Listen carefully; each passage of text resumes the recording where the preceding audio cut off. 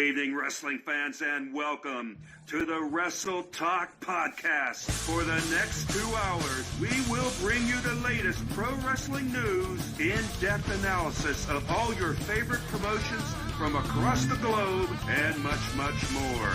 We will also bring you exclusive interviews with the greatest professional wrestling personalities on the local, national, and international levels. If you want to follow the Wrestle Talk Podcast, check us out online at www.wrestletalkpodcast.com. You can also follow us on Facebook, Twitter, YouTube, and Instagram. And now, it's time for the reigning, defending, undisputed leader in pro wrestling podcast, the Wrestle Talk Podcast.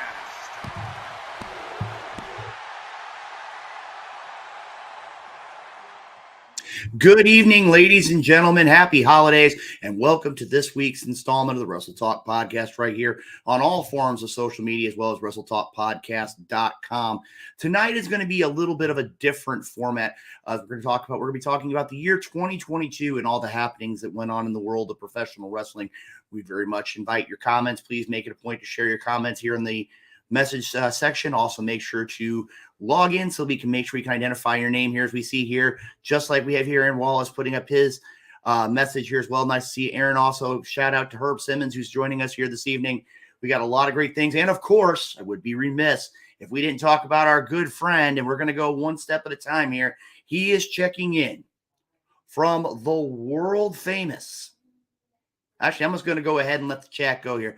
From the world famous, beautiful,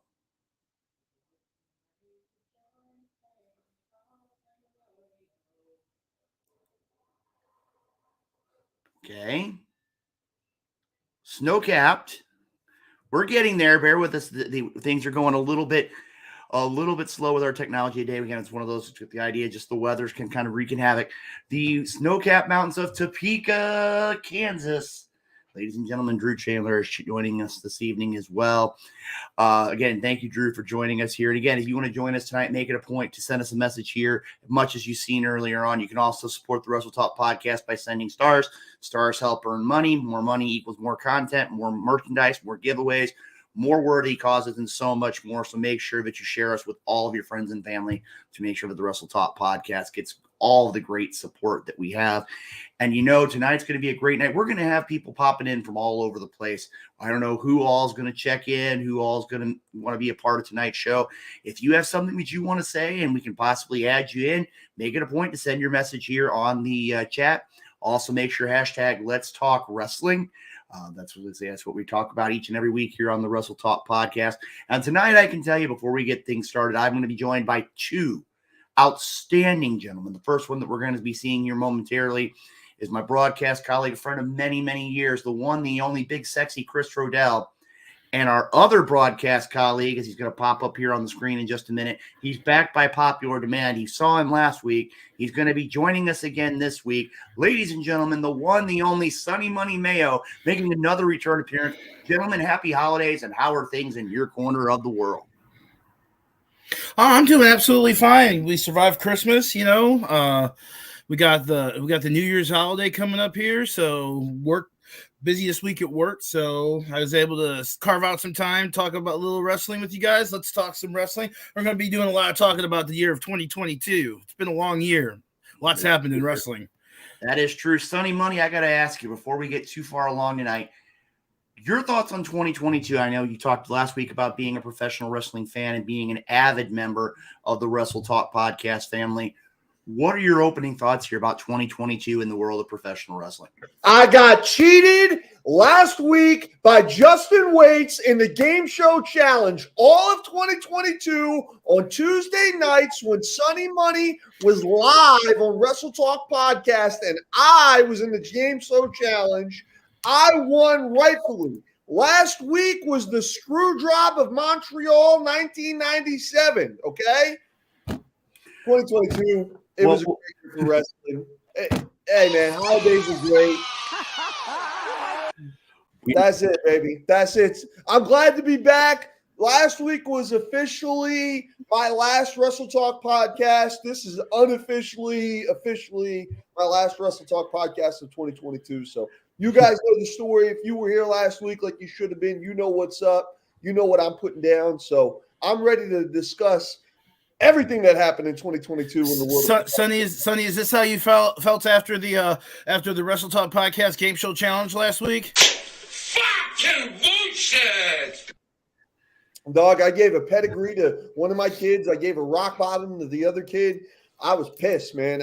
Justin Waits, I know you're up there on the West Coast right now handling your business. I hope you had a good holiday, bro. But when I catch you in person, it's going to be one of them right up in the head. Well, we also, Sonny, I have to inform you that in the case of 2022, we're actually not going to have a game show challenge. But the reason why is because we've been specifically made aware that you cannot disrobe on the program again. Dog, I mean, it was like Brett when he got screwed. He was spitting and he threw the monitors. I mean, I would have threw the dog across Kansas City if I was it fair? Was it a fair fight? I mean, yes. Boy, I'm not discussing this no more. I'm not discussing it. I'm ready to take the hat and glasses off again. I'm not discussing it. Okay? Hey, I want you to know that when I faced Justin in the game show challenge, I won. So we'll just leave it at that. Yeah. Okay, we're starting this show off with a great vibe here, guys. But you know something? Not only do we have to thank our great viewers who tune in each and every week to the Wrestle Talk podcast, we need to make it a point to talk about our great sponsors, because without the sponsors, we wouldn't have a Wrestle Talk podcast. You got Royal Mills Transportation with Dewan Mill, great service if you need anything in the KC area. Rathbun Engraving, home of the great Wrestle Talk podcast mug, which is available for $20. You can check out any of the Wrestle Talk podcast family to get one of those ordered. Nobleman's Barber Lounge in Kansas City, Kincaid Arcade in the Oak Park Mall, our good friends over at Interstate 70 Sports Media, Little Popeye Designs, home of those great Wrestle Talk podcast tumblers, great for your coffee and all of your beverages, and of course the FWWC, the world's premier fantasy wrestling group. And now, Sonny, I got to ask him. I haven't had a chance to ask Renee this because I know he's been there countless times. Kincaid Arcade is one of the sponsors of the Wrestle Talk podcast. Have you ever been to Kincaid Arcade? Have I ever been? I mean, hell, I could start getting mail there as much as I've been there, buddy. He started shipping mail to me through the U.S. Postal Service. I love Kincaid Arcade. Shout out to everybody involved, especially to our boy DBD. He's nothing but a gracious host every time me and Night Owl step foot in that building, not only to myself, but to my kids also. He's got a great, let me say that again, great setup, not only at Oak Park Mall, but also at the Hy-Vee Arena, formerly Kemper Arena, downtown Kansas City. Any old school video game, arcade game, pinball game, you grew up in the late 80s, early 90s like myself, you're a kid in the candy store when you step into Kincaid Arcade, man. It's fantastic in there. I absolutely love going to Kincaid Arcade. Well, I'm going to tell you, that's one of the things on my bucket list for 2023 is to get up to Kincaid Arcade. I'm a huge video game guy. I would love the opportunity. I mean, again, it's a quick drive down I-70, be there and be ready to rock and roll. But gentlemen, before we get too much farther along, this is the last episode of 2022. And Chris, I hope you're ready, because we need to take care of a little bit of business that we take care of each and every week here on the Wrestle Talk podcast. And that is to pay homage to the greatest country in the world, the good old United States of America. So this time, if you may please remove your hats, put your hands over your hearts, and let us pay homage to the greatest country in the world.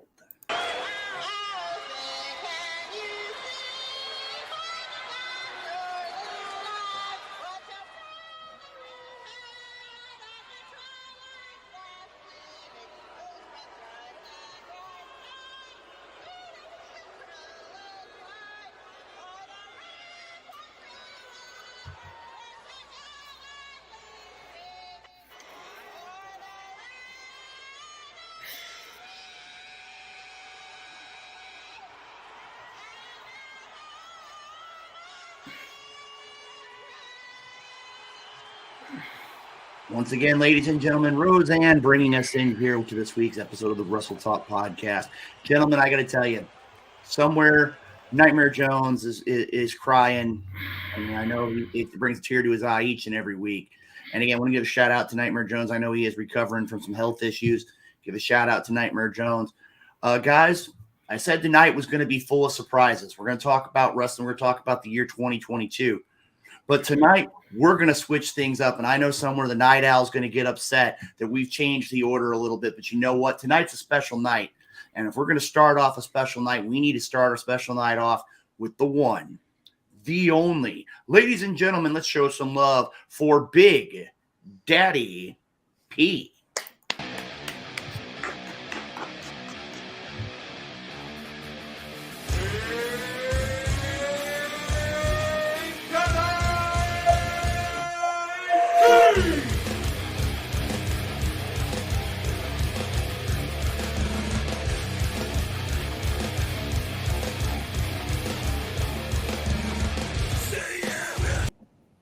All right. First question, Big Daddy P. How was your holiday? Insane. I had about 20 people in my little 2-bedroom apartment, and we had an awesome time. And then the kids left, and we had even a greater time, and slept the whole day the next day because I think I'm just getting to an age that I can't do this all-night Christmas deal thing, you know. It was blessed, wonderful. The kids got what they wanted. Everybody's happy. So, and I got nothing to complain. I got me some new obsession, which I ran out about 3 months ago. So I'm happy to have that. Got me a tie, got me a hoodie. I mean, it was a very, very, very great Christmas. So we had an awesome time. Well, my other question, I know I'm speaking for everybody else here, and this is kind of going off the Sunny Money coffee meter. I got to ask you, Perry, how many plates of food on Christmas Eve or Christmas Day? One. Because I didn't want to wake up in the morning and test my sugar and be mad at myself. That is true. That is true. Good self-control there, Big Daddy P. It's taken a long time. Listen, we got to remember self-control is a fruit of the spirit. It's a fruit. So it takes time. It just took me 51 years to nail it down. Well, like I said, Big Daddy P, we're changing things up a little bit here. I mean, it is the holiday season. We're going to have a lot of great guests. We got a lot of great wrestling information to talk about. But before we get too much farther along, I do want to take just a moment here, and this is kind of a little bit of a different spin on things. We would be remiss here at the Wrestle Talk podcast if we didn't talk about those who have passed away in the year 2022. And there's been many great professional wrestling personalities, both in ring as well as like referees, announcers, things along the line. I want to go ahead and take just a minute here to talk about some of those. And I know that you've got some input as well here, Big Daddy P. So I'm going to go ahead and kind of turn the floor over to you here for just a minute as we reflect on those that we have lost in the year 2022. Well, there are those who we probably will fail to mention, which is not on purpose. There's a lot of people right now that we know of who have suffered this year that we've lost. Adam Windsor, Antonio Inoki, Candy Devine, Dave Hebner, Mickey Henson, Pepper Martin, Rocky King, Sarah Lee, Stephanie Bonner, Tarzan Godo, Tim White, and of course, Razor Ramon, Scott Hall. I think that one probably hit me the most, only because I've spent time with him, and he was a very sweet, just a very nice guy. So that was probably one of the hard ones this year. But again, when comes life, comes death. And so we've got to be thankful for both and appreciate the time that we have with the stars that we have. I mean, being as long as I've watched wrestling, you know how many wrestlers overall we've lost? Oh, God. Yeah. The list is so not just 2022, but there isn't many people left, outside of Vincent Kennedy McMahon, of course, right? Who he died, but in a different way this year. Yeah, we're going to be talking about that here in just a little bit as well as part of the 2022 wrap up. I got to tell you, when you sit there and look at it, and we look at those, and again, there were many others that we could talk about. A couple that really hit me hard. One was Stephan Bonner. Bonner was well known in the MMA world. Again, many people would say if it weren't for him and Forrest Griffin, the UFC may not exist as it is today. I was very surprised in the officials that we lost this year. Your Dave Hebners, your Mickey Hensons, your Tim Whites. Another one that really struck me was the great Antonio Inoki. One that really stood out. made it a point not only to be involved in the world of professional wrestling, but tried to extend diplomacy throughout the world. And I think back to the North Korea Peace Festival, and you had a match where we saw Antonio Inoki and Ric Flair. I believe they said it was something by the time it was all said and done of over 100, and I think it was 190,000 people over the course of 2 days saw professional wrestling, many for the first time. But I mean, again, another one too, and I know Chris and I have talked about it, was the passing of Sarah Lee. I believe she was only 30, I think 30 years old. And I mean, you don't want to see anybody pass away, but it really kind of amazes you when some people go early. Chris and I had a very good friend on the Dynamo Pro roster, the late Keon Option, who passed away at the age of 30. And I mean, again, you don't know when it's going to happen, but I mean, again, when you're good told me, you got to take it one day at a time, and you got to take everything as a blessing. Yeah, as I kind of say on that is you don't know when to pay the bar tab. You don't know when your bar tab's up. And I just wanted to speak here real quick on that. And Big Daddy P was kind of talking about him, but Scott Hall, he's actually my all-time favorite wrestler. Like, if it was not for Scott Hall, I wouldn't be doing this right now. I wouldn't be somewhat of the personality and attitude I am. He was the first wrestler at the first wrestling show that I ever went to in 1992 at the Spectrum in Philly as Razor Ramon. I seen him there. He was only that character for 3 months. I think Renee can tell you one of the very first matches I ever showed Renee was of Scott Hall. Scott Hall has been my Facebook profile picture many a times. I've got Scott Hall t-shirts. He's literally my all-time favorite wrestler. So I know it shook a lot of people because he was such a big star, especially when we were all growing up. But it hit me really hard. I mean, it had me in a funk for 2 or 3 days. I was just this morning, in my hustling truck, putting trailers up to the dock when I had 5 minutes to breathe on YouTube, watching the best of Hey Yo from Scott Hall. You know what I mean? I mean, just not even thinking about tonight and everything, what we're talking about. But that's how much of an impact he had on me. And it's a shame that we lost all these people in 2022. And, it happens, unfortunately, all the time. And Flywalker, like you said, man, you never know when it is. So enjoy each and every day that you got, brother. Exactly. Well, not only that, you got to keep in mind, since yesterday is history, which it is, and tomorrow is a mystery, my favorite saying is today is the present. It's a gift.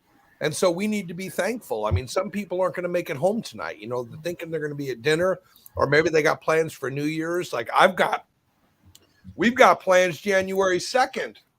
I am so excited. I picked up tickets for Mrs. Hartman for WWE Raw on the 2nd in Nashville at Bridgestone. So that's going to be the first one of Raw. So we're very excited about the future. So, and one of the things about these podcasts is that I don't want to get too down, because there are a lot of people during this season who are really struggling with getting through it. And so I just want to encourage you today that even though things maybe were crazy yesterday, he tells us joy comes in the morning. So we just have to be ready. A lot of time there's a breakthrough that's right around the corner that we don't even know of. We don't know what the future holds, but I know who holds the future. So I just have to trust that he knows exactly what's going on. And I'm just super thankful for it. So your little snippet of the truth today, which we have, is we've got to look to the future, but we have to be thankful for the present, because it is a gift and it's something that we can't take for granted. And I can tell you, being on this earth 51 years, I can look back and say, boy, I wish I knew then what I knew now. But the fact is, it's impossible for us to be able to do that. So as long as we know that there is a future, as long as we know that we have hope, and I think that's the one thing that is missing today, because a lot of people have been told that, well, in order to get to heaven, you got to be good. And the fact is, goodness has nothing to do with it. He paid the price already. So we just by faith alone can accept it. And that's what gives us eternal life. And so that's where peace comes from. So if you are struggling, if you're afraid, if you think the world's going to end in December 31st and all this kind of jazz, just rest assured, you're not going to have to be concerned with that, because again, he's in control. Most definitely, Big Daddy P. Now, this is something we're going to throw out here. And Big Daddy P, usually you're our guest in the second hour. But tonight, being a holiday episode, being a reflective year of 2022, we're going to be talking about all of the major events that happened in the world of professional wrestling in 2022. And we have our media department, our research team has put together kind of almost like a top 10 for this year. And what we would like to do, as you are a part of the Wrestle Talk podcast family, you are a longtime member of the Wrestle Talk podcast family, we would like to know if you would be willing to join us for our very first discussion question here tonight as a part of our 2020 wrap-up show. Of course. All right. Well, tell you what, I don't know how often you get to hear this. And Chris, I think you know where we're going here. Let's go ahead, even though it's kind of a different look tonight, let's go ahead and send things over to our good friend DJ Money for the introduction of our very special High Spots Top 10 recap for the year 2022. Mic check. Yeah. All right. Wrestle Talk Podcast. DJ Money. Yeah. Let's go. Welcome to High Spots, where we pop news like player chops. We talk shop, coming through the screens of a laptop and non-stop like a runner speakers of blacktop. We hit hard like chair shots and backdrops. Like a spark flash, like a belly flop. Now that's hard. We up the steam while they stay slow. Wrestle Talk Podcast. Now they know we about to start the show. All right, ladies and gentlemen, welcome to a very special Wrestle Talk podcast, Top 10 High Spots edition. And we're going to go ahead right now. We're going to get started. Question number one here, and we're not even going to. So before I know Sonny's going to appreciate this, Pinky, the Hall of Fame speech from Scott Hall.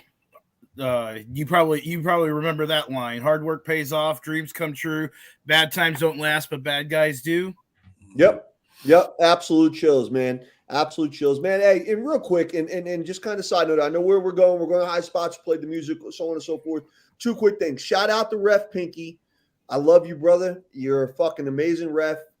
I got to see you ref the NWA heavyweight title match between Nick Aldis and Jason Strife, and that is number 2. Shout out to Jason Strife. He is on hospice. Big name here in the Midwest, St. Louis, Kansas City, Omaha, doing this thing. So Wrestle Talk Podcast loves you, Jason Strife. Now, let's get that High Spots rolling here. All righty, let's go ahead and look at our first question here as we recap 2020. Chris, let's not even worry about the randomizer tonight. Let's just go ahead and get right into the questions here tonight. Do you want one of the honorable mentions, or you want to start number? Let's just start with number 10 and let's roll because we got a lot of special guests here tonight. Let's throw number 10. And I think this is a big one right here. This year saw a huge resurgence in tag team wrestling, and in particular one FTR. What are your thoughts of FTR in the year 2022? And I'm going to throw it right here to our good friend Big Daddy P. I know that you follow professional wrestling. You're also a very avid fan of tag team wrestling. What are your thoughts about I dare say, the huge amount of success that FTR has achieved in 2022? Yeah, but when are they going to really get a big push? It seems like they're not getting what is due to them. I mean, we know that they are probably the most respected tag team in this industry at this point. I didn't say the best. I said the most respected, only because I just don't think they're getting a fair shake. I wish that there was more attention. I hope in 2023 that FTR just gets a bigger push even than what they have now. I'm going to go ahead real quick and bring on one of our other co-hosts here. He's sitting backstage. I know he'll probably want to got the Alpha here. Alpha. Hey, how's it going, man? How we're doing after the holidays. I'm glad to be here. Well, Alpha, you see the question up here on the screen. This year saw a huge resurgence for FTR and tag team wrestling. What are your thoughts of FTR in 2022? For starters, I got to watch that dog collar match. Like, I've been so busy with everything, and I'm just excited because some of my favorite matches are stuff like that, especially I've never seen a tag dog collar, and you say tag dog collar with FTR, it gets me excited. But to answer the question, I'm really curious where they're going with this, just because I really, really like this kind of, we're not completely off with all the tag titles yet. So they still got the IWGP and the AAA titles, but they lost the ROH belts. So I'm like, what happens when FTR does lose it all, and where are they going from there? Because more so than in like success, I want to see FTR in defeat and then see where that leads us as far as like them as a tag team, and then potentially going after the AEW tag team titles, because I know that's something that a lot of people have been asking for, or hell, even just getting the ROH titles back from, the Briscoes would be something to see off of that. Well, I got to tell you right now, to me, I look at it from a perspective of FTR is doing what a lot of people have been asking for, and that they're bringing back quality tag team wrestling. And you guys have all heard my tirade a couple weeks ago about how FTR should have been the number one tag team in the PWI tag team listing this year. And again, you got to look at Chris, let's look at it this way, though. They do have the opportunity here. I believe they do have to compete at Wrestle Kingdom here in the next few days. I know AAA is going to have some events as we start up with 2023. Only time's going to tell, but I'm going to tell you right now, I kind of echo what Big Daddy P said here in the idea of where they lose the ROH titles and now they're embroiled in some controversy with the Guns. To me, that's a huge difference and change from the Briscoes to the Guns. So I guess my question is do you think that now that Hunter is in charge of WWE, they eventually, after their contract's up, they end up going back to the WWE? I mean, Sonny's shaking his head yes. I think right now, if they want to show why they are the best tag team on the planet, they need to make that journey back to the they're only one of three teams to hold the NXT, the SmackDown, and Raw tag team champions. That is true. That is true. When you look at all the other titles, though, I got to say FTR, and a lot of people are going to give me flack for this one. A lot of people are going to start putting these guys for the length of their reigns. Or to me, you need to start putting them in classes like the Steiners, like the Road Warriors, like 3D, teams that have held titles all across the globe, and that shows the ability of FTR. And you know something, Chris? Let's let Sonny. What you were shaking your head yes when I said about the WWE. Go ahead and let's let you make your what you think. Yeah, because I know we got someone else we want to bring on here, so I'm gonna keep mine a little bit short and sweet. All right. I don't think 2022 has been the year of FTR. Yes, I know they won a bunch of championships. Yes, I know they've been in a lot of big matches. All right. But you know what? FTR was dope in 2017, 2018, 2019. Night Owl was in my ear back then, like FTR, Revival, blah, blah, blah, blah. Listen, they got what they deserve this year, okay? The tag team that I think personally this year that made a lot of noise, and my boy over here next to me said it, was the Briscoes, okay? The Briscoes have been around for a long time. I was watching the Briscoes when I was a teenager down in South Philly when they were still young and green as goose shit. The promos they have cut this year, the storylines they've been in, the matches. yo, Briscoes to me had a bigger 2022 than FTR. I give FTR all the props in the world. I know they're champions of every damn company except WWE. But, the Briscoes for me, that was it. But I know we got someone else who's going to chime in, a guy. Not yet. No. Well, I got to tell you right now, Sonny, I'm going to have to disagree with you here. I'm bringing Perry back on, too. But I am going to agree with you, though. Interesting. The Briscoes are a phenomenal tag team. But when you look at 2022, I don't put the Briscoes and FTR on the same level. No. And the reason why is this. It's not their ability. Because I think they're, 11-time ROH or now 12-time ROH World Tag Team Champions. I'm going to tell you right now, now that it's all taken care of and now we're going to start seeing more ROH, to me, I want to see a healthy and arrested Briscoes taking on a healthy and arrested FTR. I would buy that match every possible time I could get it. Do you think the Briscoes kind of wore down near the end of the old ROH because they were kind of carrying it? Please let me know if I'm mistaken because I did not follow Ring of Honor. So Yeah, I mean, they listen. The Briscoes have been through some freaking wars, bro. They put their body through some matches. Like, listen, they were putting their body through matches in CZW when I was going to the shows in 2002, 2003, 2004 on a weekend, every weekend basis. So for them to keep that up for 20 years.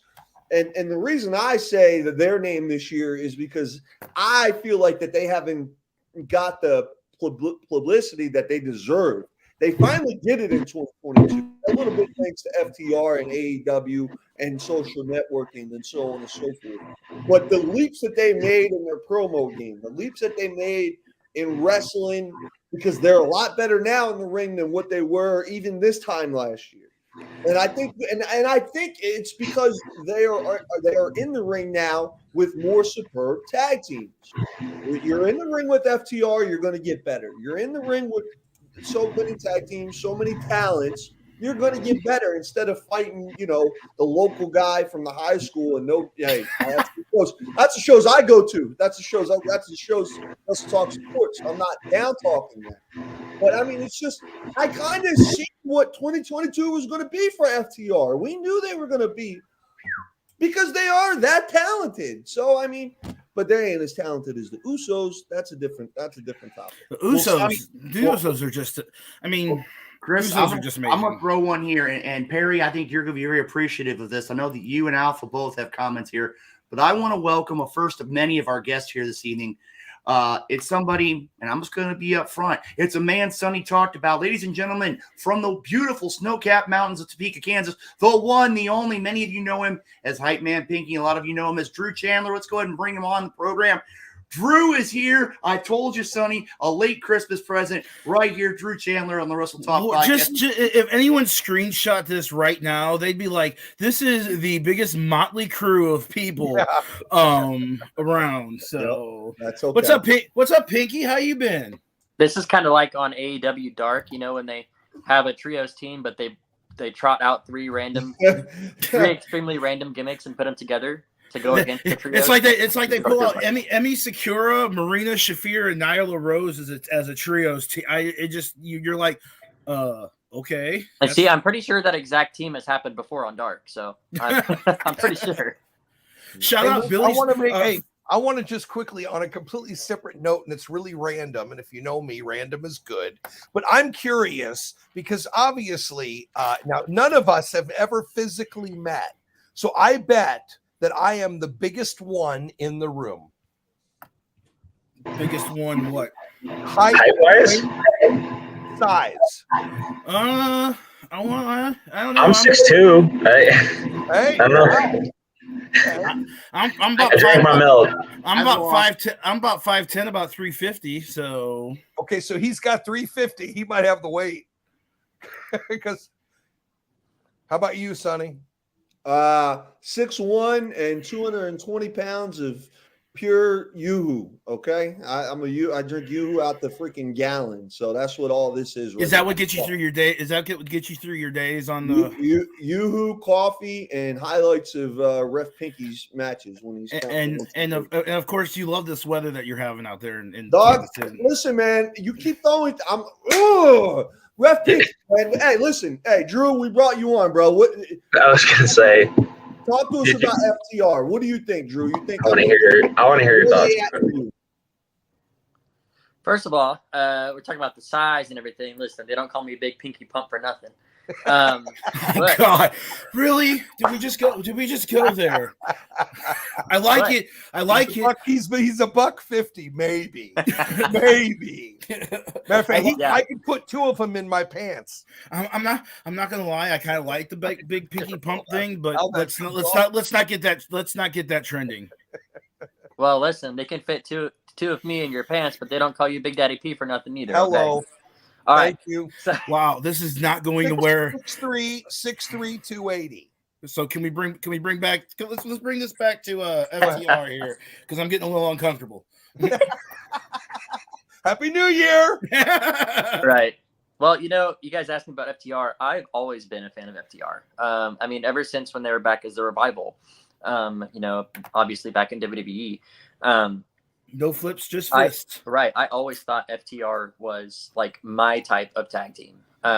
When I think of like all the great tag teams and how they work together as a team and as a unit, FTR fits that mold. You think of guys like Demolition, you think of the Road Warriors, you think of all the big time popular tag teams. FTR is in that conversation with them as, you know, legitimate, I don't want to use bad language, but badass tag teams. Like FTR fits that to a T. As far as like their look, I think FTR, they look like a legitimate tag team. Obviously the tag teams of years gone by, they weren't like the Young Bucks. They looked like just animals, like machines, like they could really do some damage. Not saying anything bad about the Young Bucks, but I'm just saying when it comes to tag teams looking like legitimate wrestlers, you know, maybe the Young Bucks don't fit that mold. But FTR, like you can put them up with any era of tag team and they would fit right in. They would. Why do you think the Young Bucks have been so like didn't want to face FTR? Is it like is it something I don't know? Is there something that I'm missing backstage, or I don't? Well, I mean, I think it's a combination of a couple things. I think because at one point the Young Bucks were like legitimately the hottest tag team in wrestling at one point. However, since AEW became a thing and FTR were hired and FTR was promoted and they were obviously tag team champions of a million different companies, they have almost, I think, gone over the Young Bucks as far as popularity. And to me, like the way I see it, I think that irks the Young Bucks. I think that legitimately pisses them off that all of a sudden they're not everybody's favorite tag team anymore. And so and obviously the Young Bucks are their higher ups in AEW and they have Tony Khan's ear daily. And so I think part of the reason that FTR is not on the program as often, not only are they defending the championships everywhere else and all the other companies, but I think that the Young Bucks being EVPs has something to do with FTR being stifled and not being able to perform on the shows to their, the way they want to. It could be a reason why they end up going back to the WWE because they were always Triple H guys. So. Oh, absolutely.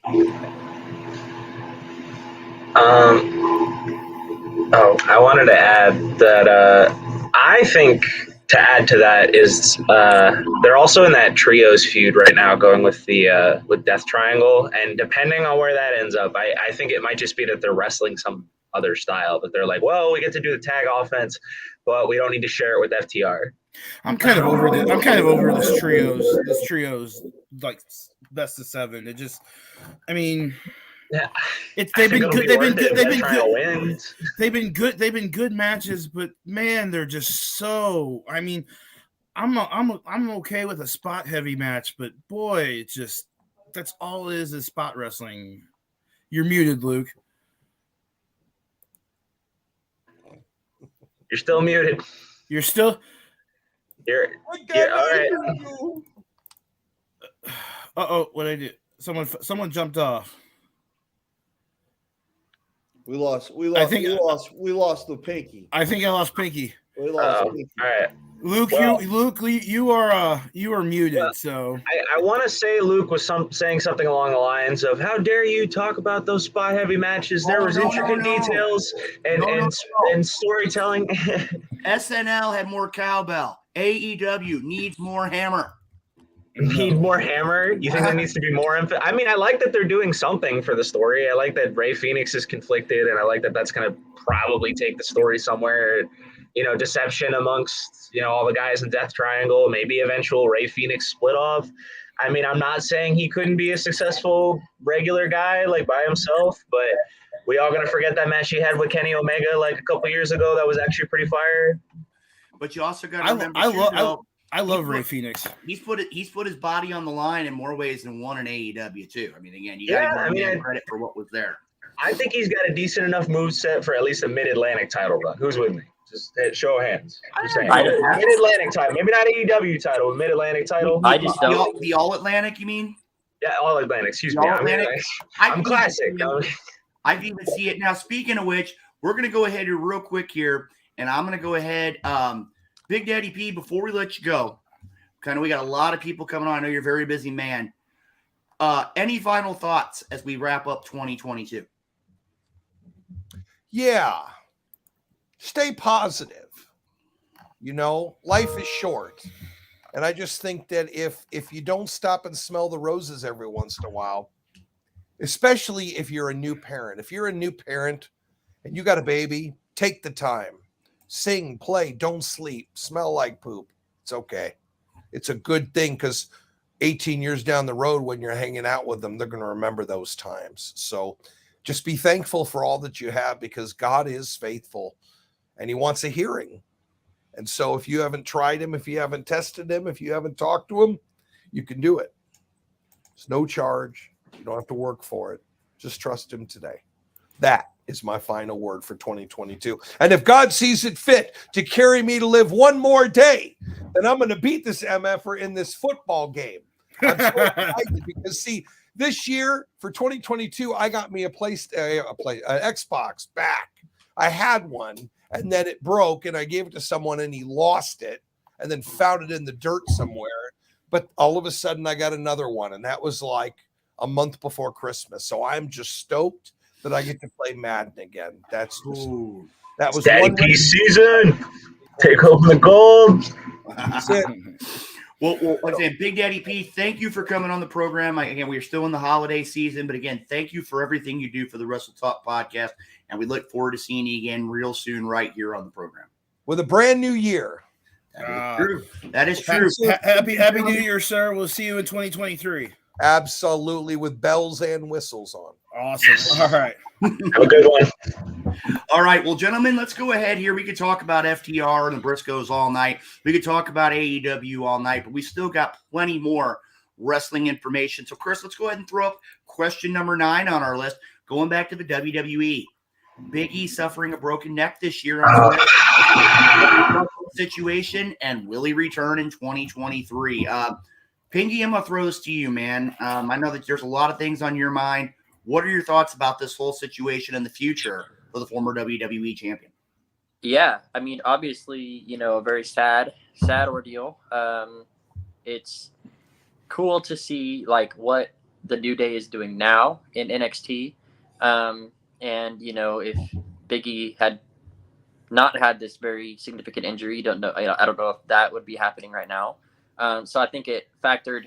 It really made WWE like kind of rethink of what to do with the New Day. I think because I think maybe they were starting to go somewhere, but then obviously that injury happened, and it's one of those bittersweet things. Like obviously Big E getting injured, anybody getting injured, that sucks.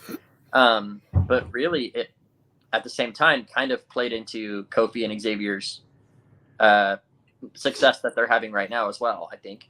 And so I think he'll be back in 2023. The last thing I remember seeing was that he had been doing better. He had been, up and moving around, and he had been rehabilitating his injury and everything. And hopefully, he's back sooner rather than later, I hope.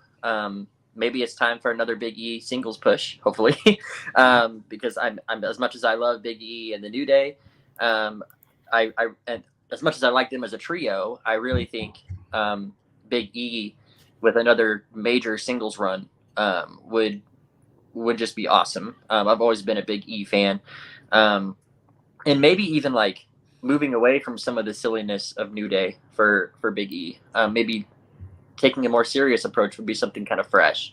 I know he did that kind of for a little bit, but I think kind of rehashing that and bringing that back would make Big E even more successful. And obviously, there's all kinds of dream scenarios for Big E as far as opponents. You can pretty much take that any way you wanted to, and it would be fun. But yeah, definitely hoping he's back and hoping that he's able to return sooner rather than later. And I know definitely fun to watch. and I know I read somewhere where he has an appointment sometime early part of 2023 to they'll be able to tell him what's going on, what's the plan, if he can even return. So well, guys, I got to tell you right now, the one thing that really bothers me here in this whole situation is the idea. I think they talk C1, C2. And I really don't think, and I love Big E to death. I think Big E's a great in-ring competitor.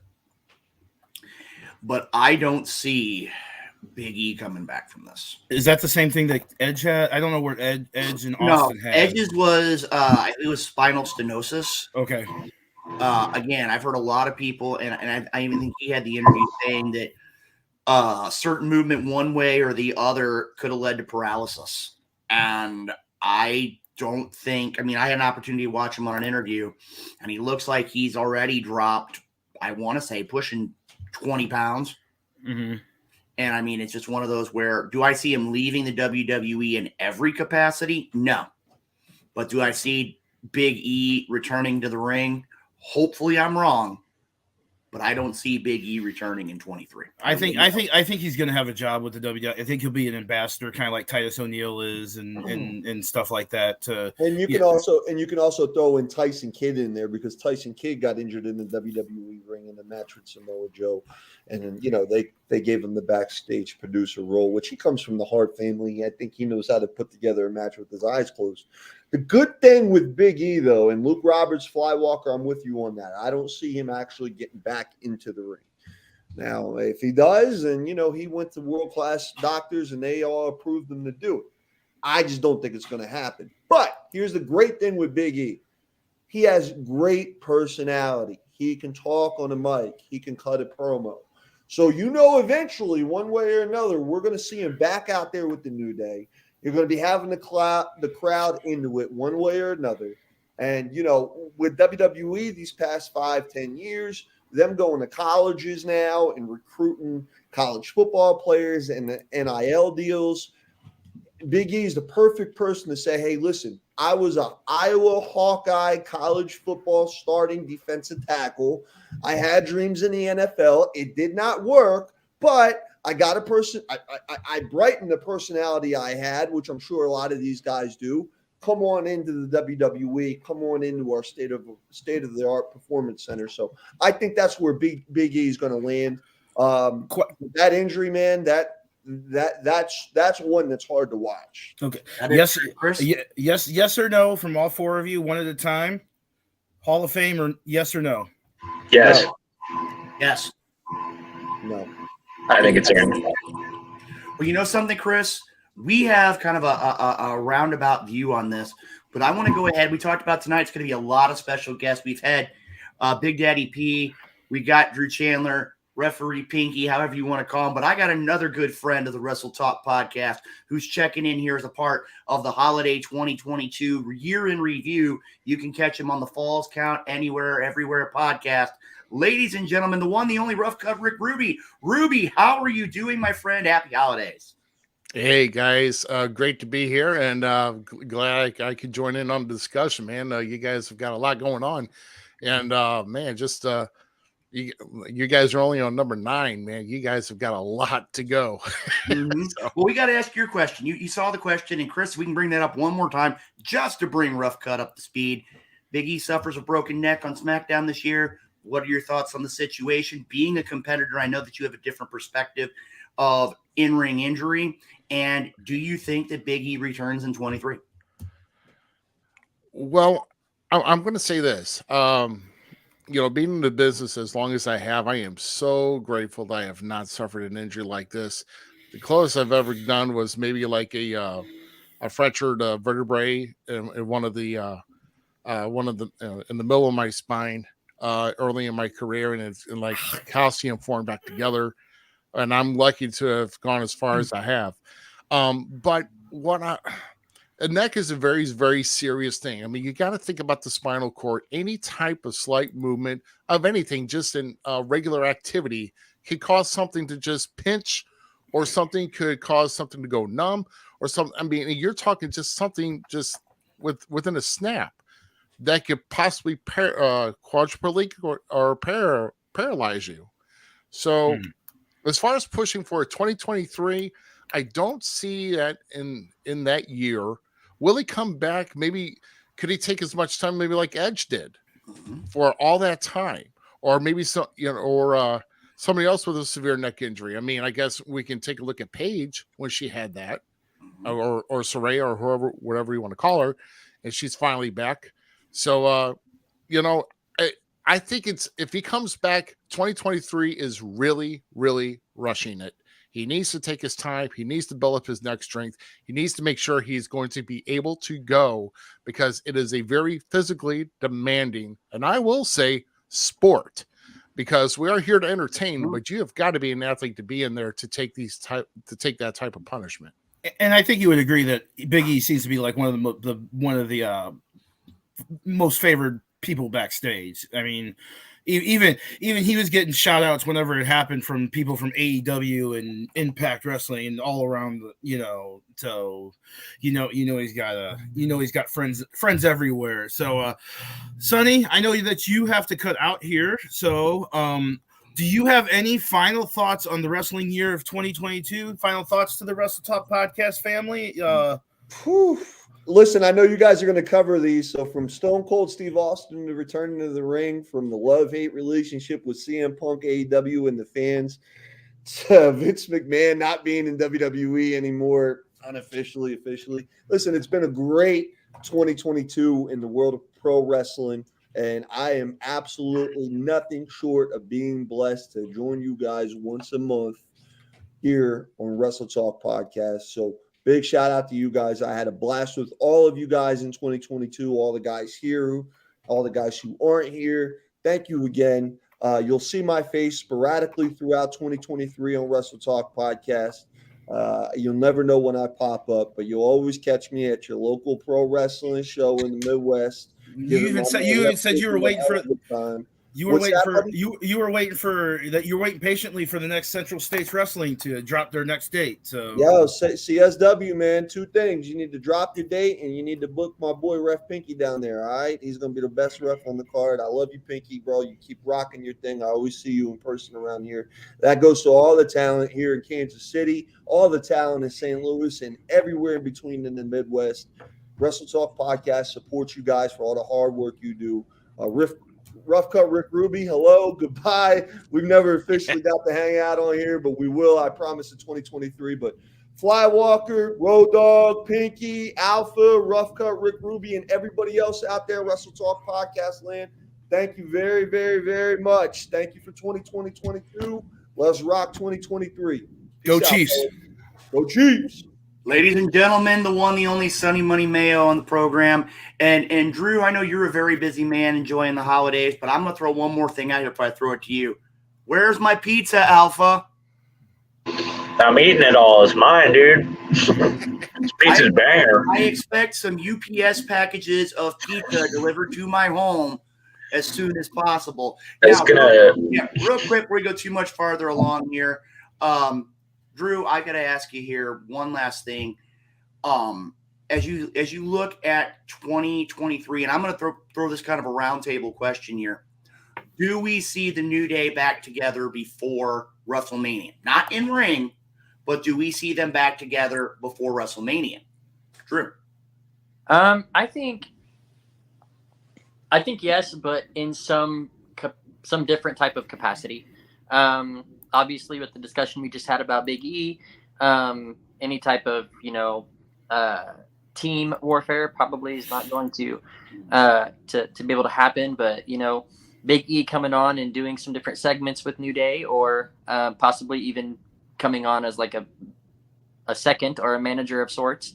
I don't think that's out of the cards. I think I think the crowd will pop big, huge time as if at WrestleMania you hear that world famous Big E intro is like, oh, Los Angeles, They'd pop super hard as soon as he just said, oh, that's it. Just first 2 seconds, it would pop. Yeah. Very true, very true. Real quick here, we got plenty more still to come here, and we're only on. Ruby makes a good point. We're only on 9. Can we move on to number 8? Let's roll to 8. And what we're going to do is this, because we've got some more guests that are lined up. I mean, our chat box has been full of people wanting to come in all night long. Let's go ahead and throw question number 8 up here at WrestleMania. And again, Sonny talked about it. Austin competed against KO. What impact does this match make on professional wrestling? And Rough Cut, it's to you. Well, I'll tell you. To me, that made the entire 2-night event worth watching. I mean, to see, because I know I heard rumor that Austin was going to do a match. Austin was not going to do a match. And, you hear the dirt cheaters say this and say that. I just wanted to just watch the KO show at the end. I almost hinted it since it was going to be the main event of night 1. You would think they would have it. But I'm here to tell you, Kevin Owens is a gift in WWE right now. And I hope to give him a lot more. Him and Steve put on a spectacular match at WrestleMania. Blew my mind for real. And it wasn't like anything like special. It was well laid out. It was perfect for the moment. You know what I mean? It didn't like have any long-term storyline or anything behind it, besides the fact that he hated Texas. Right. But no, but everything leading up to it, after it, it was just phenomenal with what Steve did. And as far as what that man could do and go, wasn't he like 57 when he did that match this past year? And he didn't look bad. He came out in jean shorts. Probably because he didn't want to get like the black. He doesn't need the black tights anymore. He's got the jean short, But he didn't look bad. It wasn't like a technical expertise match, but it sent the people home happy that night. One other person that went home very happy after WrestleMania was Pat McAfee. Oh, I gotta tell you, that's the one thing that stuck in my head was the idea of seeing him at ringside, and again that picture of him just smiling after getting dropped. That's stunt. He took that stunner really, really well. And as he was going down, spitting out the beer, and that was one definitely for the ages. Now, Drew, I'm going to go ahead and throw things to you here. Your thoughts on Steve Austin and this year's WrestleMania? Sorry, the DoorDash deliverer decided to. Okay, more food that's not being delivered to the Luke Roberts office. He decided to very rudely interrupt our incredible Wrestle Talk podcast right now. I should have given him the link, but that's true. That's true. Yeah. So Steve Austin, obviously a legend of the sport of professional wrestling. Obviously somebody that I, as a 29-year-old man, I never thought I would see Stone Cold Steve Austin ever wrestle again. Just one of those people that you over the years you think about Stone Cold returning, like when CM Punk is big, back in 2011, 2012, whenever he was at his absolute biggest, that wasn't enough to bring Stone Cold Steve Austin back. You think of John Cena at the very height of his popularity, that wasn't enough to bring Cena back. But you know what brought him back? When somebody started talking smack on Texas. So obviously it was a big thing when he returned. The match itself, like Rough Cut said, was it did what it needed to do. It really catered to a specific audience that I think maybe kind of fell off of the wrestling wheel. Obviously the Attitude Era, a lot of fans kind of fell off after that died down, but Stone Cold was at the absolute height of his popularity during the Attitude Era. And so that brought in probably a lot of lapsed fans that saw that Stone Cold had wrestled a match at WrestleMania, and now maybe they're thinking, oh, maybe I should tune in and see what's going on. Who is this Kevin Owens guy? Or maybe they're watching WrestleMania and they're thinking, who is this Roman Reigns? Or, wow, Brock Lesnar is still wrestling. I didn't know that. That might be intriguing. Stuff like that. I think that with all of the competition that WWE has now, with not just some of the higher level independents, but with AEW, and them bringing in Stone Cold Steve Austin was a huge tip to the hat to WWE for doing that. It really put more focus and attention on WWE as opposed to the competition. And not only that, but also with the addition of Cody Rhodes that same weekend, obviously really, really brought the attention back to WWE. Whether or not Stone Cold ever has another match, I don't know. I've already heard rumors that he may wrestle again at next year's WrestleMania. Whether or not that should happen, I don't know. I think that it would have to be the right spot. You can't just throw him in there. Steve Austin and The Rock. Thank you. No. Look, The Rock might not even be there because of filming schedule. So that's true. Well, they can do Stone Cold and Austin Theory, and the winner gets the rights to the lines. It was me, Austin. It was me all along. But on that note, real quick here, we want to thank Rough Cut Rick Ruby and Drew Chandler for joining us. Drew, before we get too much farther along, if fans want to follow you or catch up with you throughout your journeys in the world of professional wrestling, how can they catch up with you? Absolutely. You guys can catch me with XWE Wrestling in Salina, Kansas on January 21st. You can catch us in Leavenworth, Kansas for the same company on January 7th. I'll be at both of those events. As far as following me on social media, I'm on Facebook, Drew Chandler. You can definitely send me a friend request, message me on there. I am, I think I'm at Ref Drew Chandler on Twitter. I can never think of what my Twitter handle is, but you can go on there and listen to me, and read my crap talking posts about different things on that in professional wrestling that just irk me, like Preston Vance flipping up the middle finger to all the fans, even though he was a babyface 2 weeks ago. It's whatever, it's whatever. I like to post my thoughts out there and put it all into the world, and sometimes they're controversial and don't get very much love. But you know what? That's okay. Not everybody has to like everything you post. I can tell you right now, Drew, always a pleasure to have you on the program. And I got to tell you, just like Sonny Money, you're always going to be hype man Pinky to me, but one of the best refs, hands down, not just in the Midwest, but one of the greatest. Hey, by the way, in all the world. Can I say one more thing? Mm-hmm. Really cool to see Rough Cut Rick Ruby. I haven't seen that man in like 5 years. And speaking of which, we're going to transition over right here to Rough Cut Rick Ruby. Ruby, for those that want to follow you and the Falls Count Everywhere podcast, how can they do so? I'm on Facebook, Rough Cut Rick Ruby, and that's pretty much all I'm pretty much on. And you can look for me at Limetime SCL on Instagram, Snapchat, whichever. But my main goal here, and of course, you can follow me through American Championship Wrestling, which we will return February 23rd in St. Clair, Missouri.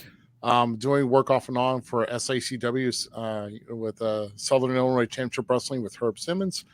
But as far as this, my baby right here, right here is the Falls Count Everywhere podcast, where you can catch us every Sunday night at 9 p.m. Central.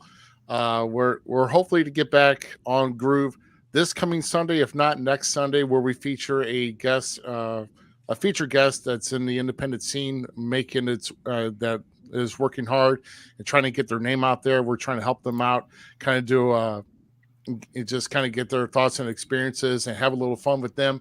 And then, hey, we've got some big shows coming up. In fact, we're even going to just kind of put the ball in your court, Wrestle Talk, for the week before WrestleMania to maybe have another trivia challenge. It's been a couple years, and I think it may have a good moderator to help with that. Maybe we can get that in the works the Sunday before WrestleMania. So that's something to put out there. And you know what? I got one more guest to throw out there before we let you both go. Drew Chandler, Rough Cut Rick Ruby, the reunion tour on the Falls Count Everywhere podcast. We need to make that so in 2023. Gentlemen, honor and privilege to have you here, being a part of the Wrestle Talk podcast family.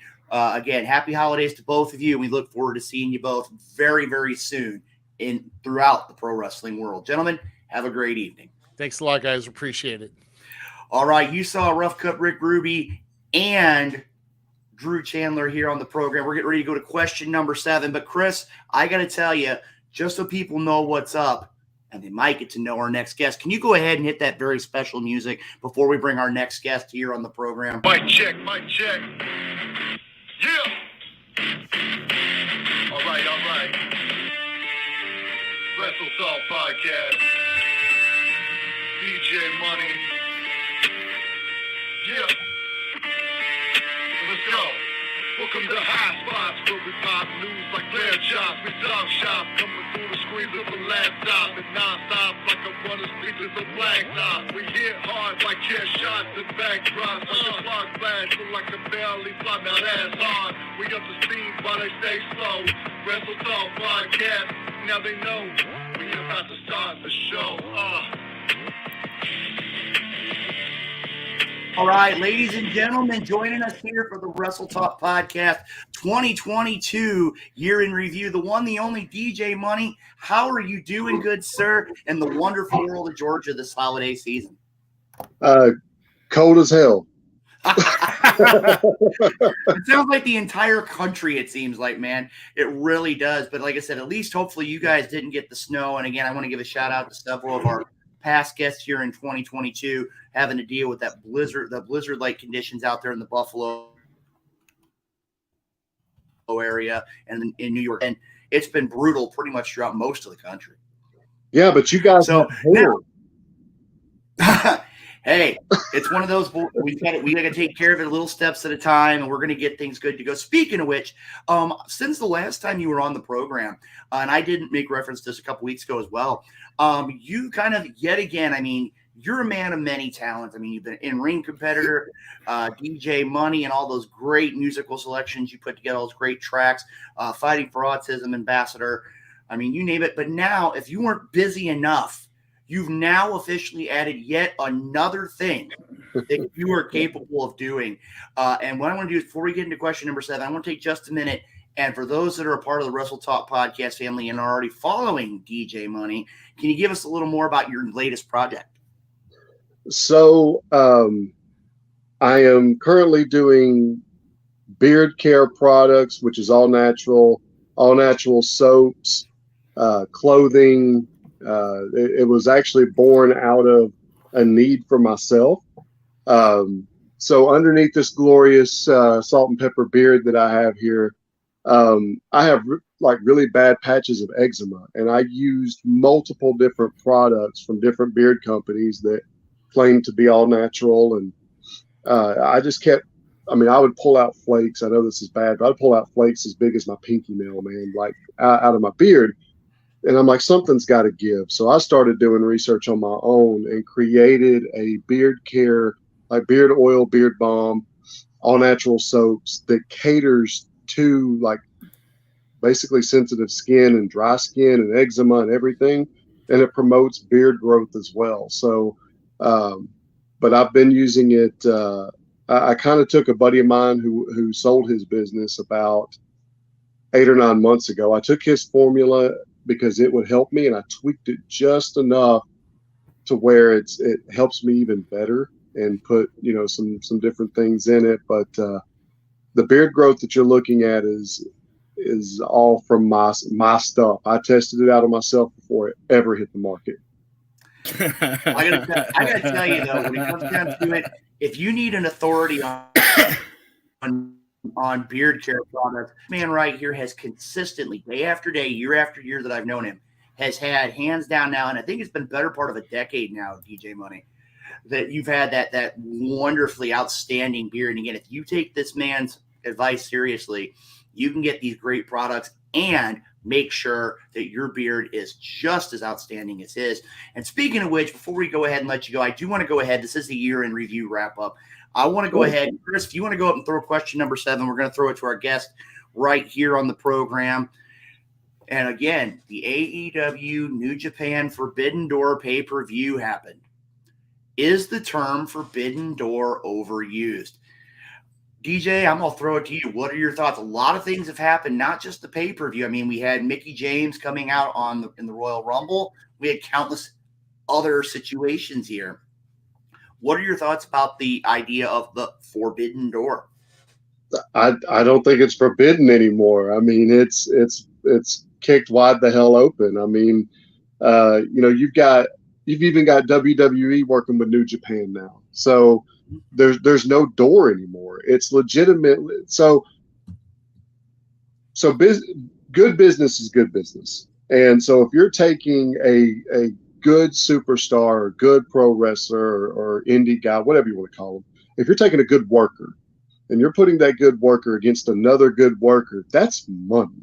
Like, there, to me, it shouldn't be. I mean, I get the contracts are exclusive contracts for a reason. I understand that.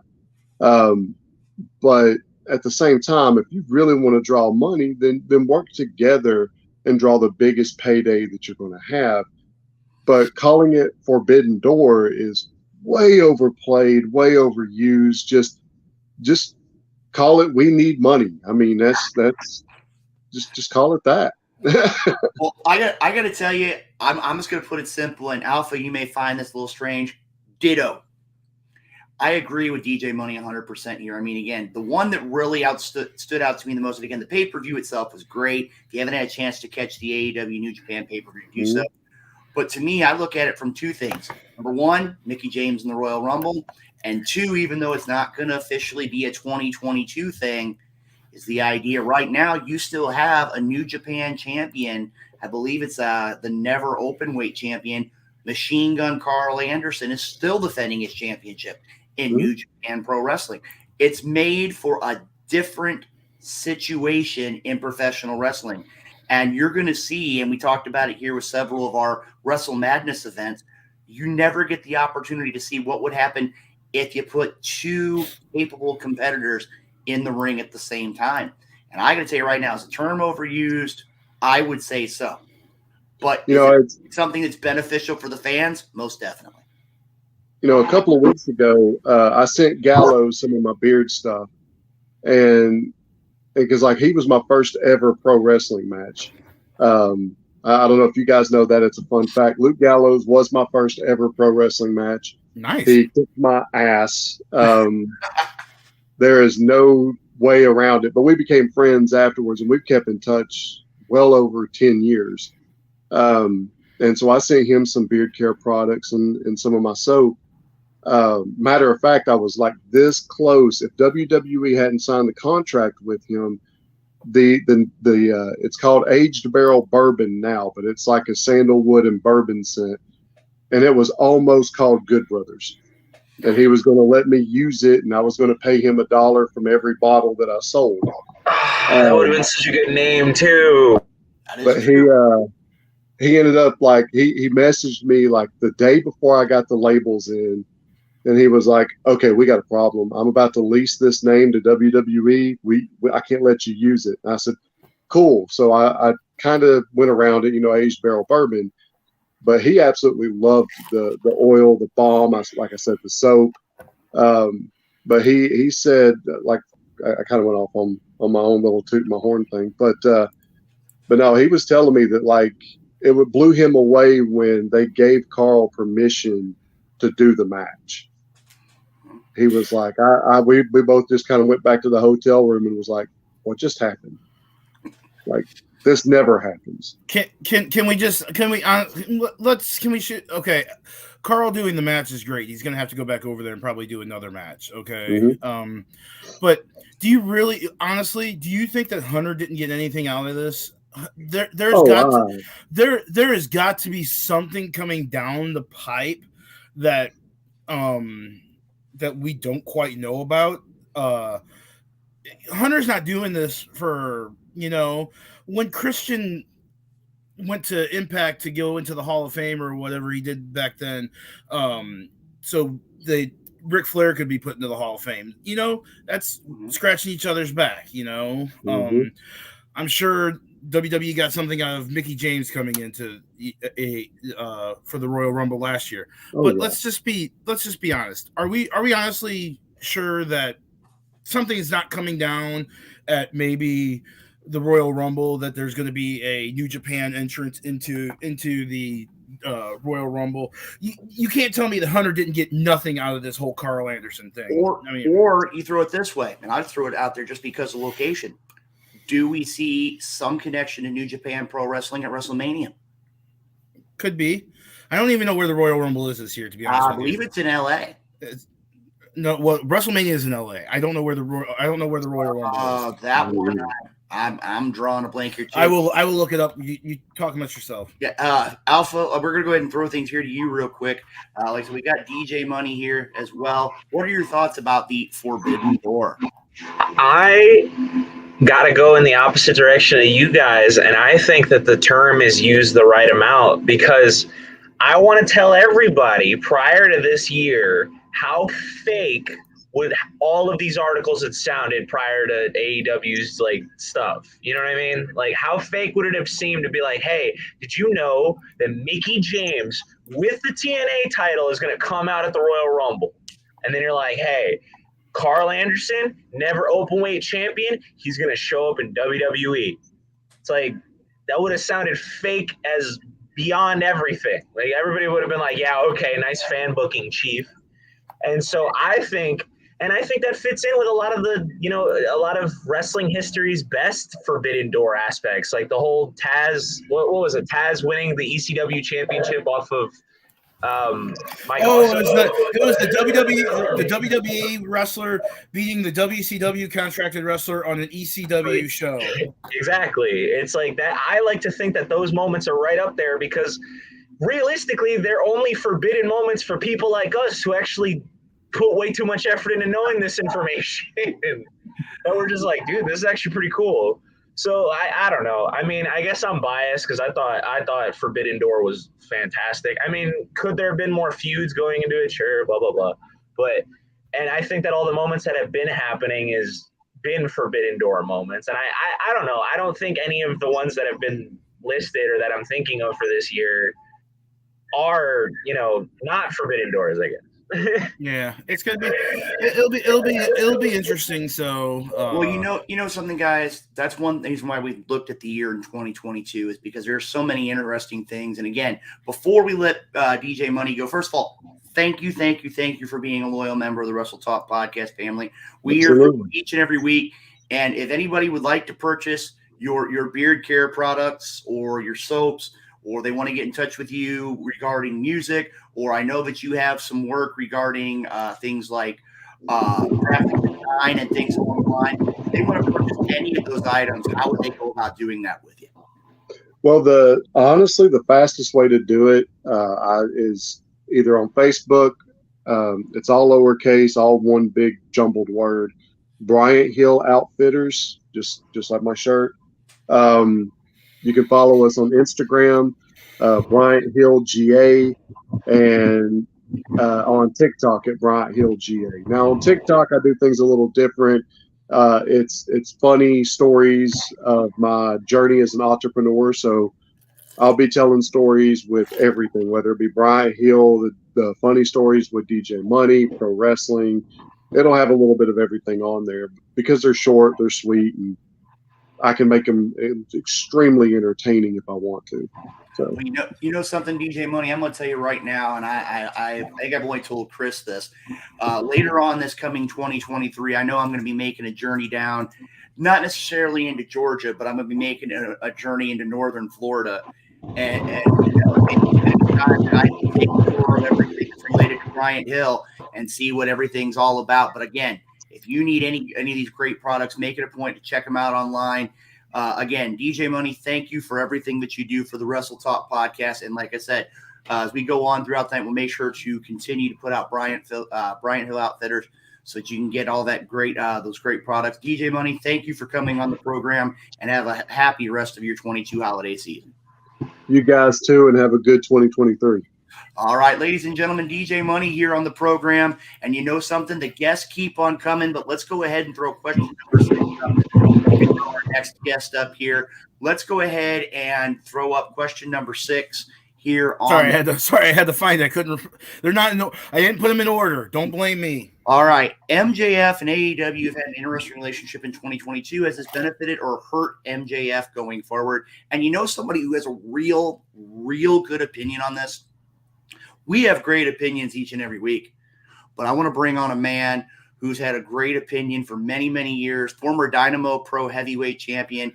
I guess you would officially technically call him 1/3 of the Dynamo Pro Tag Team Champions, a man who's very outspoken, very opinionated, and a man who still can't do a cartwheel. Ladies and gentlemen, the one, the only, Lights Out Adrian Surge of the lineage. Surge, how are you doing, good sir? Happy holidays. And I have to ask, was one of your Christmas presents learning how to do a cartwheel?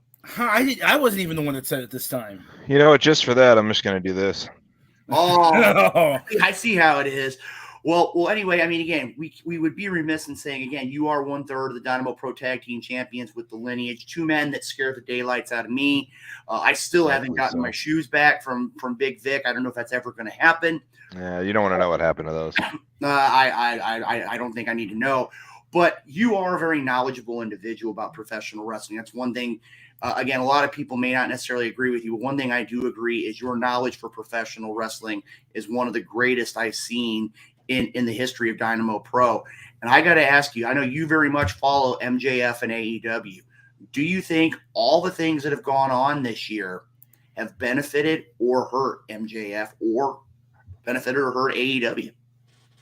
Oh, it does both benefit. It benefits both, if we're being honest. You know, however you want to look at the narrative or whatever, the reaction that you're going to get from individual fans is going to vary. But the fact that everybody is talking about AEW and talking about MJF absolutely helps him in the long run. And so, you know, whatever they can do to mutually benefit for the time being, that's great. But I think long term, short term, it benefits both parties. I think it benefits both definitely for MJF. Short term, absolutely for AEW. Long term, to be determined depending on how they use him and how they continue to market and grow their product. He only wrestled 7 matches this year. I find that hard to believe, but I mean, well, does he need to wrestle more than that though? Like, I mean, you look at it this way, and I'm just going to throw this at you. Last match that I can recall that he wrestled was wrestling Ricky Starks for the heavyweight championship and the Dynamite Diamond Ring. I'm going to tell you right now, I've had an opportunity in my career to be in the ring with absolute Ricky Starks. The man is phenomenal. And for MJF to do what he did, and I got to say, it really reminded me of vintage Roddy Piper. He waited. He knew where the referee was, delivered a very questionable kick, but it did get him the victory. And again, that's one thing, Serge, even though you and I may have gotten off on the wrong foot, a little bit of joking here tonight, you know I call it how I see it. And if you use the referee to your advantage, then much props. Because, I mean, again, at the end result, it's professional wrestling. It's the opportunity for you to make money. It's a chance for you to be at the top of the mountain like you are right now. And I do want to go ahead and pose this over to the Alpha here, the newest member of our team. I don't know if you formally have been introduced to the Alpha, Serge. You get regulated to your closet there? Exactly. Unfortunately. I Give hear you an that. idea I too. hear No, that. this is just what apartments look like in Florida. Oh, is that? Oh, yeah. Well, Yeah, but he still won't share his pizza. So, Alpha, I'm going to go back to you. What are your I thoughts on wouldn't MJF and AEW here in 2022? I definitely think MJF got like the better end of this, just because I don't know whether or not it was worked or whether or not he was genuinely had like discrepancies with the company and they worked it out, and then now that's where he's at now. But he's definitely coming out the other end of it better, especially because everybody's like, yes, finally, and he gets to go off. And it's like, finally, he's got the rocket on his back. We're going to see where he lands, but right now he's carrying the ball, and he's looking like he's going to clear the end zone. Like, I'm definitely excited. And oh my God, that plaid belt, it was like, I was so excited because I was like, oh my God, it's going to be a custom belt. And it was just the leather strap. That was it. It just had me marking. So, well, I got to ask you, Chris, we're going to come back to you about AEW and MJF here in a minute. Serge, I mean, now that you are a member of the Dynamo Pro Tag Team Champions, have you and the Agents of Chaos even considered the idea of maybe making some changes to the Dynamo Pro Tag Team titles? you know, we would if we could. I think the hardest part right now is just to find people that are even worth challenging us for the belts. So I mean, you know, once we actually have, you know, people that are willing to stand up, you know, there used to be all these trios and all these, you know, tag teams that were ready to go, and now there's no one to be found. So Well, hold on a minute here. I've got some comment here, but I want to go ahead and throw this to Chris here for just a minute. Chris, your thoughts, MJF and AEW, and then I'm going to come back because I have a question. Being a member of the broadcast journalism group of Dynamo Pro, something I think that is very pressing regarding that situation. I have. Well, before we go on to MJF, I have 2 words for Adrian Surge. Chris Exodus from the last show of the year. So we'll just leave it at that. Christmas magic exists. I'll allow that. So, but no, I think that MJF has been probably one of the most entertaining AEW storylines. I mean, he maybe took it too, but now all through 2023, we're gonna hear about the bidding war of quote unquote 2024. And do we really think that MJF's gonna go anywhere? Tony's not gonna empty the bank for him. I mean, am I wrong in thinking that? Or hold up here a minute. The bidding war of 2024 is a stroke of genius. Everybody knows that MJF is one of the most sought after talents in all of professional wrestling. And if somebody's going to take the opportunity to back the money truck up and give him not only what he's worth, but more than what he's worth, and he's going to go out there and he's not going to hide it from anybody, that's not anything to be played down on. That's somebody who's looking for their worth. And Serge, I think you would agree with me here. Being a multi-time champion Dynamo Pro, the more success you have, the more money it takes to make it all work out. Absolutely. The whole idea here is for everybody to profit, make yourself as profitable and as marketable as possible. That dude is a genius. And let's not pretend like this is the first time this doesn't happen in professional sports. You think of football, you think of baseball, you think of, any sport imaginable. Everybody's thinking of, they're not worried about what their current contract is. Everybody's like, what's my next deal look like? I want to be worth more than I was before. So if you think this is a new concept, this is something that's been around for a long, long time. I don't know if anyone's had the balls to make it as public as he has, especially in this side of the business. But props to him, and hopefully he gets every penny. You can't think the last person that kind of made things like brought it out into the open was CM Punk, actually, back to that match versus John Cena in Chicago. That I mean that crowd was. That was one of my favorite matches of the year that year. I mean, well, I'm going to go ahead now that we've gotten our AEW talk about here. I just got to throw it out there, and Chris kind of made reference to it. Serge, I got to ask you, how are you mentally focusing on 2023, knowing that in the last 2 months you've lost to Dragon's Guild not once but twice? I mean, again, you're saying there's no credible tag teams, but both members of the Dragon's Guild tag team have defeated you in back-to-back singles matches. How can you be so confident that there's not a team in Dynamo Pro that can challenge the lineage? Like when it comes down to when the chips are on the table, I don't lose, and I think the people that I associate with know that we don't lose when the lights are on bright. I'm not the longest reigning heavyweight champion in Dynamo Pro, in the last 10 years for no reason. I know we almost made 1,000 days, but I've lived for the best of the best. And if Dragon's Guild, wants to use that momentum and come up and get stonewalled by me in the lineage, that's fine. I relish the chance to get back in there with them because, I take them maybe a little too lightly. The holidays were up. You got the Thanksgiving in November, and you got Christmas coming up. I may have made a little too big a deal out about that, but. I think I'm all up for any young up and comers to really try to make a name for themselves because I'll smash them when they get back to my level. You did troll people by coming out to the Mariah Carey "All I Want for Christmas Is You" song. I thought that was I thought that was pretty good. I mean, we don't always see eye to eye, but that was pretty. I like that. I'll just tell them how it is. All everybody wanted to see was me, so and I think that got the reaction. So. I'll take it. Well, I got to tell you right now, when it comes down to lights out Adrian Surge, I mean, you may not necessarily like the man, but one thing you have to give him credit for is he is the longest reigning Dynamo Pro heavyweight champion in promotion history. He is a member of the Dynamo Pro Tag Team Champions, and right now he's one belt short from the Triple Crown. And actually, Chris, not necessarily, because if you want to get technical. Really want to get technical, he technically could be considered a Triple Crown champion because remember a little thing called Riot on the River. Well, yeah, that is true. So maybe Grand Slam champion. I was gonna say, let me knock one out of the park, then hit a Grand Slam because I'll win that D1 title. But you've had your chances against CJ Shine. Let's not say you haven't. So. I think there's one good thing about ending this year is I think there's a lot that I've learned, but I think I've refocused on things that know that I still need to accomplish. And I think if you're falling in that category of things I haven't accomplished yet, I'd watch out in 2023 because that's where I'm coming. And I'm gonna put a compliment out there because I believe sometime earlier this year, a couple of months ago, someone said that you were probably the most underrated wrestler in the St. Louis area. Maybe it was Camaro that put it out there, but you are the one of you're the one of the most underrated wrestlers in the St. Louis area. So, I mean, well, 2023, people are going to find out. I think they've already really started to figure that out. I had some bangers this year. I think people are starting to pick up on that. You know, I let my work speak for itself, and I think the real ones understand. Real quick about Camaro, just one quick thing. What's it like being in a ring with a guy that's built like that?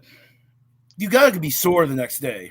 I don't know if I've ever taken, most guys I can, there's a lot of really tough guys out there. Let's put it there.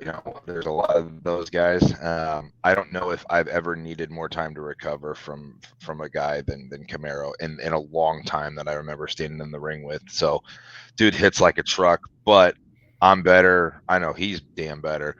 Whether it happens in a Dynamo ring or somewhere else, that ain't the last time me and him are going to face off. So I know that for sure. All right. Well, ladies and gentlemen, you heard it right here. 1/3 of the Dynamo Pro Tag Team Champions and longtime member of the Wrestle Talk Podcast family, Lights Out Adrian Surge, kind of giving us a little bit of a forecast for 2023. Surge, again, thank you for coming on the program. I look forward to seeing you in a Dynamo Pro ring real soon in 2020. And also, don't you have something coming up with Anarchy here in the next couple months? Gateway to Anarchy or Yep. I'll be at Gateway to Anarchy in January, and I'm actually going to be at the Last Journey Pro show this next week. So I will be plenty available in 2023. Did you have a run at KCXW with Pinky the referee or Pinky? I probably stepped on him. I'm messing with it. No, KCX. It's been a long time since I've been over there, but I miss Kansas City. This is like a whole thing about I want to get back out to Kansas City more. And so that's this next week is the start of that. And hopefully other opportunities as well. But I had some good matches over there. If I remember right, this will be the Last Journey Pro show, right? It will be. Yeah, it'll be my first and their last. It'll be. I'm gonna make it memorable for sure. Yeah. Well, I'm gonna tell you right now here as we get ready to let you go here. One thing I got to say from past experience, and I made several trips up the KC Way in the course of my career. Just promise me one thing: if the weather cooperates. Even though it's the Last Journey Pro show, you make it a point. A lot of wrestlers talk about a place called the Iron Skillet. You get your opportunity to get by there before you come back to St. Louis. You got to stop by there. Had a lot of memorable experiences there. And again, you will not be disappointed on the food, even though you are on a very strict diet regimen and whatnot. I mean, again, who knows? Maybe you stop at the Iron Skillet. 2023, you start the year, maybe you learn a cartwheel or two, and everything will be. It's not pushing now. I don't know if I can. I don't know if I want to commit to that one or not. All right, well, ladies and gentlemen, Lights Out Adrian Surge here on the Wrestle Talk Podcast. Surge, thank you for joining us, and we'll see you in 2023. Absolutely. Take care, fellas. Thank you. See you. All right, ladies and gentlemen, we just keep on going here. We're halfway through our top 10, so to speak, of 2022, and the guests. I mean, literally, guys. I didn't figure we would have that many guests here on the program. We still got more scheduled to be here. More. Yeah. And we got to get through. We got 30 minutes to get through five more. Five more to go. We'll tell you what, let's go ahead here real quick. We'll throw up number 5 and then we'll bring our next guest on. And number 5 is a biggie. 2022 Tony Khan purchases ROH. What does it mean for ROH? And how they look since their return? I feel our next guest is going to have some really good opinions on this one. That is true. Like I said, I want to throw it to Alpha because Alpha really has shown tonight his knowledge of the great promotion that is ROH. What are your thoughts about Tony Khan buying and subsequently relaunching ROH? I'm going to answer this sequentially. So, hold up, you're using big words and you didn't send me pizza. So, I think this purchase for ROH just means, thankfully, we get more ROH in the future. I mean, this company was like staring death in the face. It was just like on its last legs, but they wanted to go out with Jonathan Gresham, and it's like now we have a second win and we get to see where that goes. How it's looked since its return, unfortunately, Yeah, it definitely feels like it's secondary to AEW instead of a separate thing. It feels like an extension and mid card titles when they already have a lot of mid card titles there. Hopefully, now that they've got a TV deal, we can start seeing some focus on them putting their shows together and then, finally making its identity. And I think the good news is that as far as their champions and as far as like the people who are going to be heading the locker room going into that, we can definitely see something coming out of that, because I don't think Briscoe's as tag champs and Claudio as ROH champ is, bad workhorses to fall back on while they start building the brand back up. Let's look at it this way. You've also got Samoa Joe as the world television champion.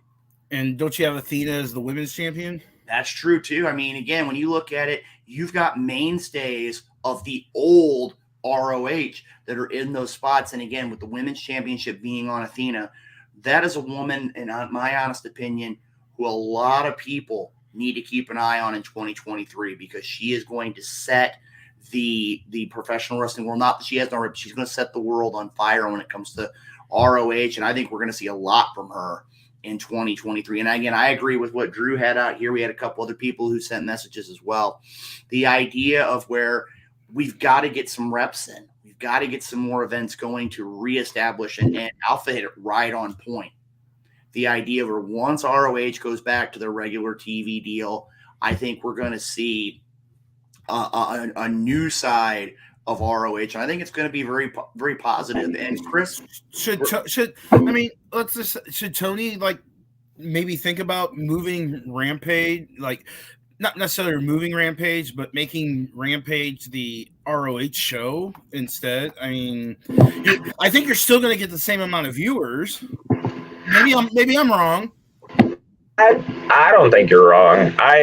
Just because somebody has mentioned this in a previous podcast we did, but the short and long of it is, I think it's that because there's already so much wrestling to watch as it is, Rampage is like secondary to secondary, because already we're kind of falling back on, well, I already watched Dynamite, so what do I have to watch on Rampage, especially with a lot of the half-ass stuff that they do. And making it ROH, at least you can make it a completely different show to give more people initiative to be like, well, it's ROH, so I might as well watch it. And, and now you get the diehard fans into it, so it might help. And, like you said, it wasn't, the viewership probably wouldn't go down either. So I can't imagine experimenting wouldn't hurt. I say that after Rampage has one of its best weeks in a long time. They actually both SmackDown, for a taped SmackDown and Rampage, they drew really good numbers. I mean, their numbers aren't close. SmackDown drew like 2 point something million, and Rampage drew 556,000. But still, for a Friday night before Christmas, now it could have been that half of the 75% of the country was inside their houses because they were cold as hell and snowing. So maybe that had something to do with it. But the numbers were good for before Christmas. And you know something, guys? I'm going to throw it out here. It's simple. And again, nobody's ever had the opportunity to do it. Why not the idea we have AEW on Wednesday night for 2 hours? They're drawing good numbers for their brand or for their television network. Why don't we visit the idea, even though they're owned by the same company, idea Friday night, run 2 hours of wrestling, let AEW lead into ROH or ROH lead into AEW. It's something that hasn't been done before. Some outside the box thinking on that. Yeah, but you're talking about 4 hours of wrestling on Friday night. I mean, yeah, but then the question is you're going to see real quick. To me, I think it's one of those where it's going to keep SmackDown on its toes. I really do. And not to mention, you can make up for it because Ring of Honor matches typically have longer, times for their matches. So you could make up for the fact that, well, we got 2 hours to fit. You might as well give these guys 30 minutes because they're going to do well. And then you could, and then eventually, for all we know, we could have hour-long matches in the future. I would love to see an Iron Man match between two guys who can go. I mean, and then know that it's going to be an hour long because we got 2 hours to fill. So you get two really solid matches, get you through a Friday. I agree with you, Alpha, 100%. But Chris, what we're going to do here, we got a couple more big questions to up here. What I want to do is I want to go ahead and bring on our next guest. You would see him in a lot of countless promotions here in the Midwest. Referee extraordinaire Christopher Miles, wearing one of those great Christopher Miles t-shirts, which you can purchase from him whenever you're at any event, or you can purchase from him online as well. Real quick before we move on, as you see here right now, Pro Wrestling Tees, you can pick up that great Christopher Miles t-shirt. Got to ask you your thoughts on Tony Khan buying ROH and what the future is going to hold for ROH. Okay, so like a lot of people, I think the sole purpose that he bought ROH was so that he could control All In, because ROH had the broadcast rights to All In, so he obviously wanted that's the genesis of AEW, so he wanted that. He bought ROH just for one show. I gotta say, it's not without having that. I mean, again, you can't visit the idea of selling it as a freestanding DVD like anybody has them anymore. You can't put it on things like an Honor Club, or if AEW created their own streaming service. You can't put it because they had the ownership rights. And what if Vince McMahon owned the rights to All In? I mean, come on. That's true. You had to stop it. As far as where they're standing, he made a comment last week that ROH standing is the best it's been in 20 years. And that's just a bunch of baloney. It's not. ROH had some great years there. But, I mean, to have their TV deal be a part of their streaming service, that's not great for the brand, especially when that streaming service doesn't have live pay-per-view.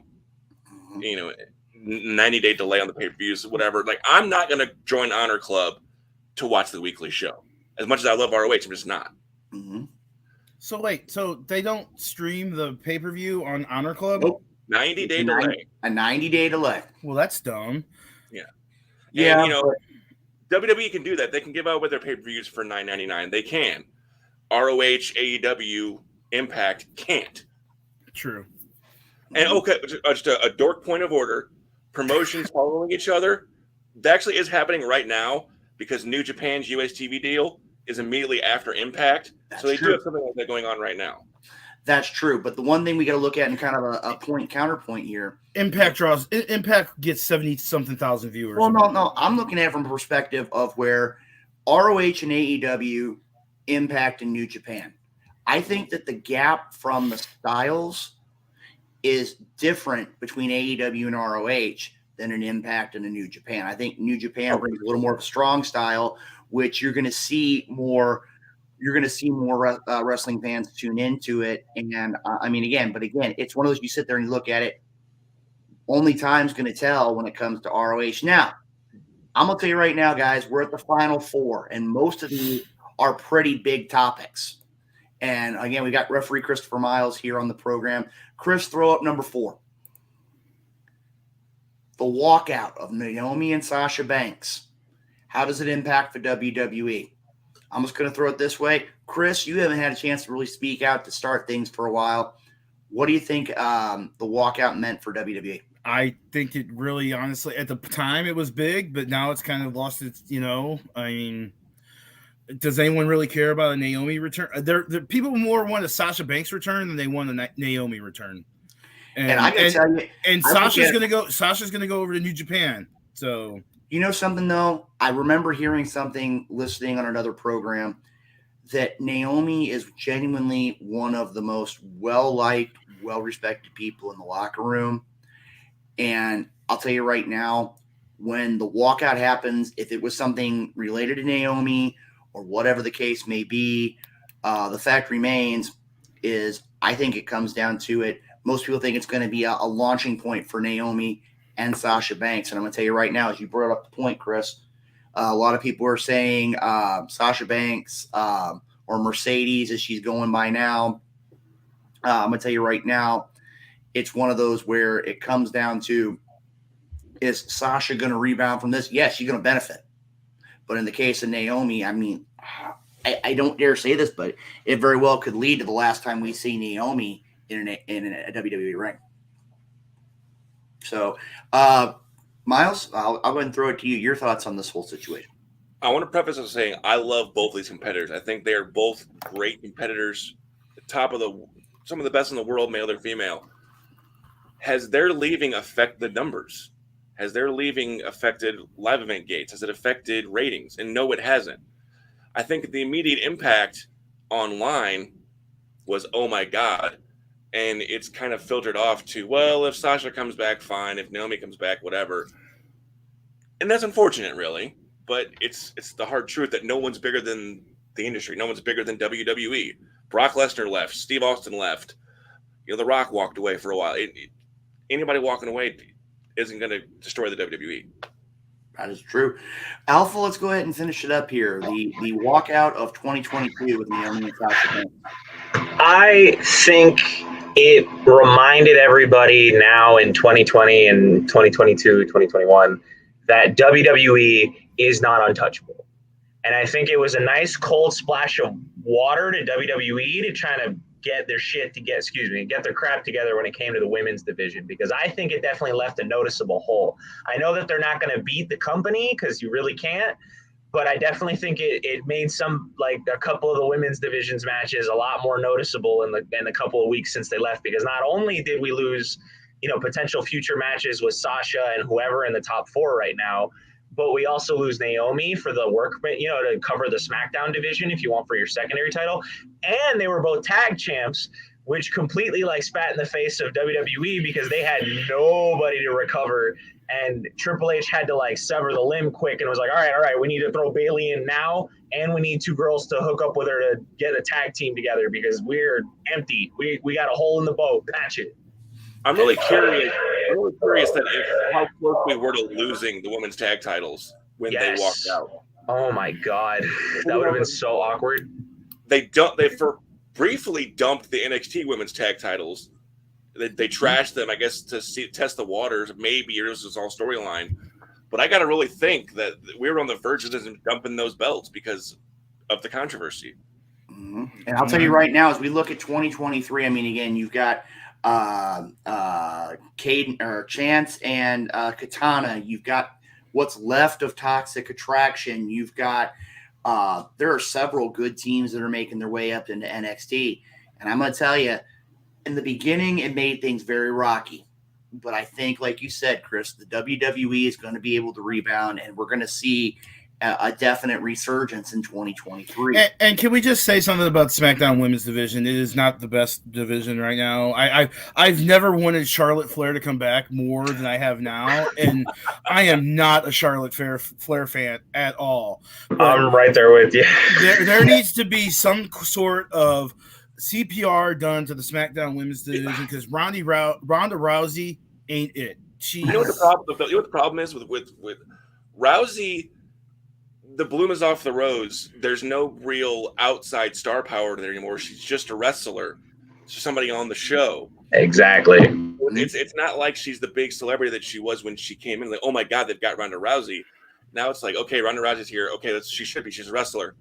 So, I mean, you might need to put an actual wrestler in there, a Bayley, Io Sky, somebody that could carry a division. It's well, we got Ronda, we got Shayna, who I don't have a problem with Shayna. I think Shayna's really good. She just doesn't.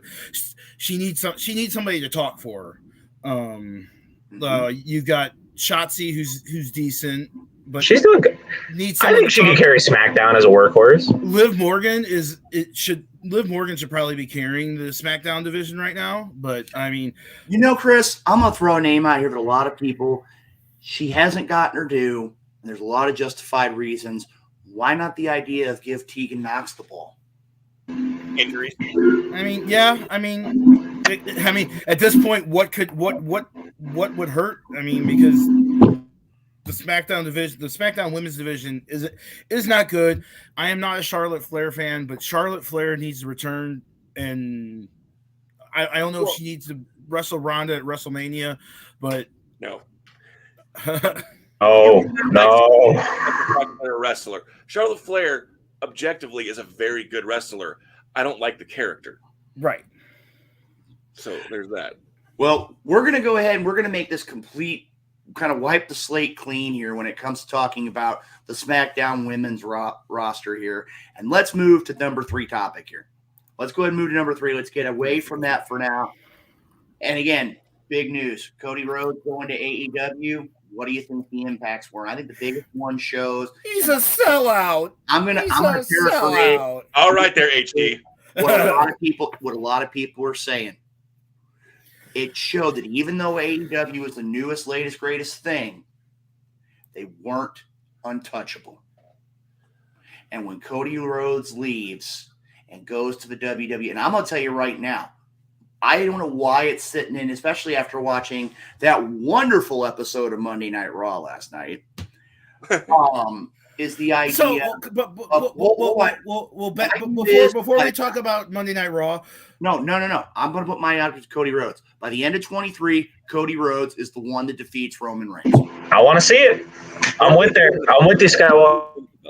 I have a beef with the WWE, and I didn't know they were doing this. They had 2 house shows last night, and couldn't do a live Raw. Are you fucking kidding me?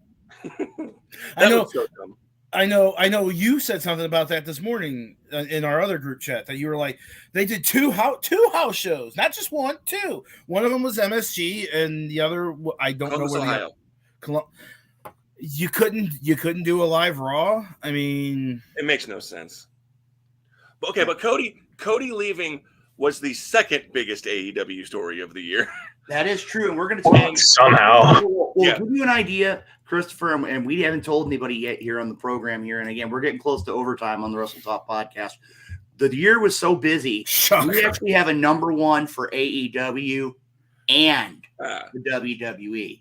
So, like I said, right now we're looking at Cody Rhodes. But Cody Rhodes is a sellout. No, he's not. Here's the thing. He was a fundamental piece of AEW. He helped build that thing. Absolutely. You should be proud of that. But at the end of the day, Cody Rhodes comes from a wrestling family and is a wrestler. And there is no bigger prize in wrestling than the WWE Championship. Mm-hmm. The title his father never won. The title his brother never won. He could be AEW champion all he wanted, and it wouldn't mean as much to a lot of people, as the WWE Championship. Oh, I'm sorry. I got clarification from our friend HD that he's not a traitor. He's not a sellout. He's a traitor. Cry me a river, HGTV Daniels. I'm gonna throw this one at you right now, though, and I got to put it simple. Do you classify Cody Rhodes in the same category as an MJF? Who's the highest bidder? It's all about professional wrestling. Keyword is professional. If they're going to offer you more money to come back and see all the things that you were able to do and prove them wrong, which in the WWE, you don't see a lot of people being able to basically show them that you did something to prove them wrong. It's not just cash. It's cash and creative. That's true. That is so true. If you roll the Brinks truck to young Maxwell in 2024 and you put in writing, we will do this, and this, then he's fair game. I think there are a lot of people who are delusional out there in the internet wrestling community who think that he's just not going to go, that this is all a ploy. I think this is master storytelling by Mr. Friedman. I agree. Because when that contract does come up, he'd be stupid to at least not listen.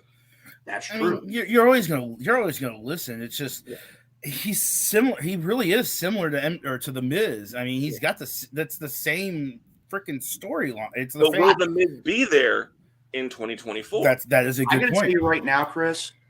To me, MJF is nearing Piper level. I'm not even going to put it at Miz level. Yeah, he's nearing Piper level. No, okay.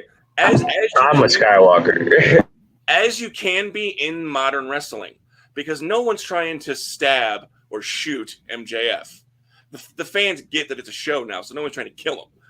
But in the modern sense, yes, he is the modern Piper. He is that guy that you just go there to boo. And I'm looking at an MJF figure I have on my shelf right now, and I hate bought it because I love to boo the guy. I love to support him. You hate bought it. I love it. That's a new term right here on the Wrestle Talk podcast. You probably don't need any more. I hate bought. I got a perfect shirt idea. I hate bought this shirt. All right, MJF could sell them, but you have to look at it this way: it's like if you go to the venue and you boo the wrestler, even if you buy their merch, you're still doing what you're supposed to be doing. You're still helping that character because you're giving them money and you're putting across on TV. This guy sucks. So, I mean, in that sense, yes, he is the new Piper. Well, let's go ahead here. We talked about MJF. We're still going to visit that again here probably before the end of the time. Chris, let's go ahead and I think this number 2 is going to enrage a friend of ours here. I would agree. The Bloodline. The Bloodline is the storyline of the year. I don't care what anyone says. It is the best thing in WWE right now. And Roman can show up on any show. He doesn't need to do anything.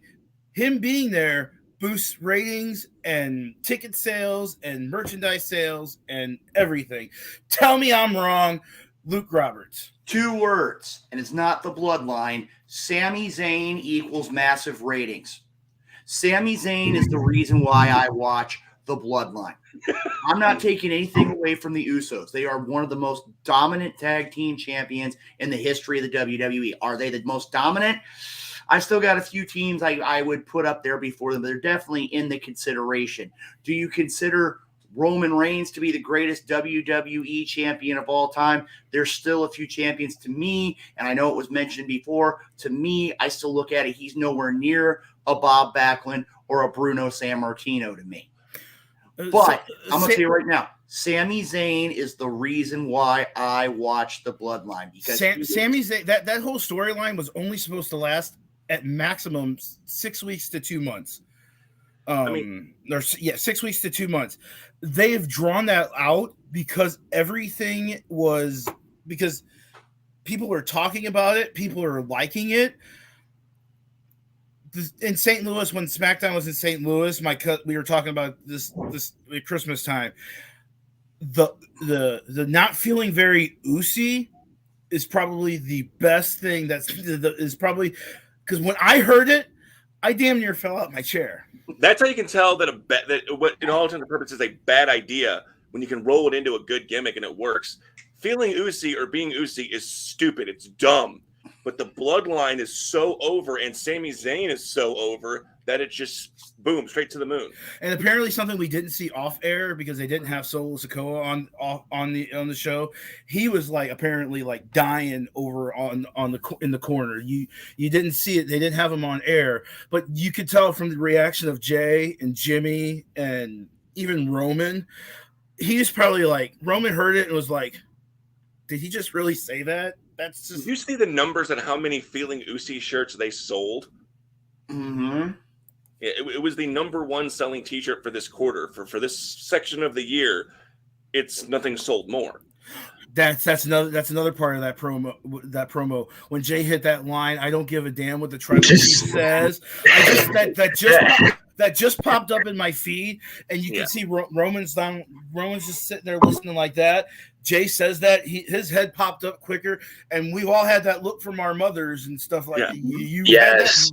Mothers and fathers have always given that look. Is like, what the hell did you just say, boy? I need the edited version of that clip where the boss music plays and you can see the health bar underneath. Because he put the fear of God just by looking at him. He went, "Excuse me." He turned around like a mother or a grandma or someone in your family that was going to whoop your ass for saying that. And you have to look at it this way: is not to say that there was not a whole lot creatively going on in WWE, because there was stuff that I was interested in. But again, our friend's not going to like this. I would tune in to watch Roman and the Bloodline cut a promo. I would tune in to watch them have a 5-minute throwaway match. And you couldn't say that a year ago, that there was something that brought you to the show just because it was going to be there.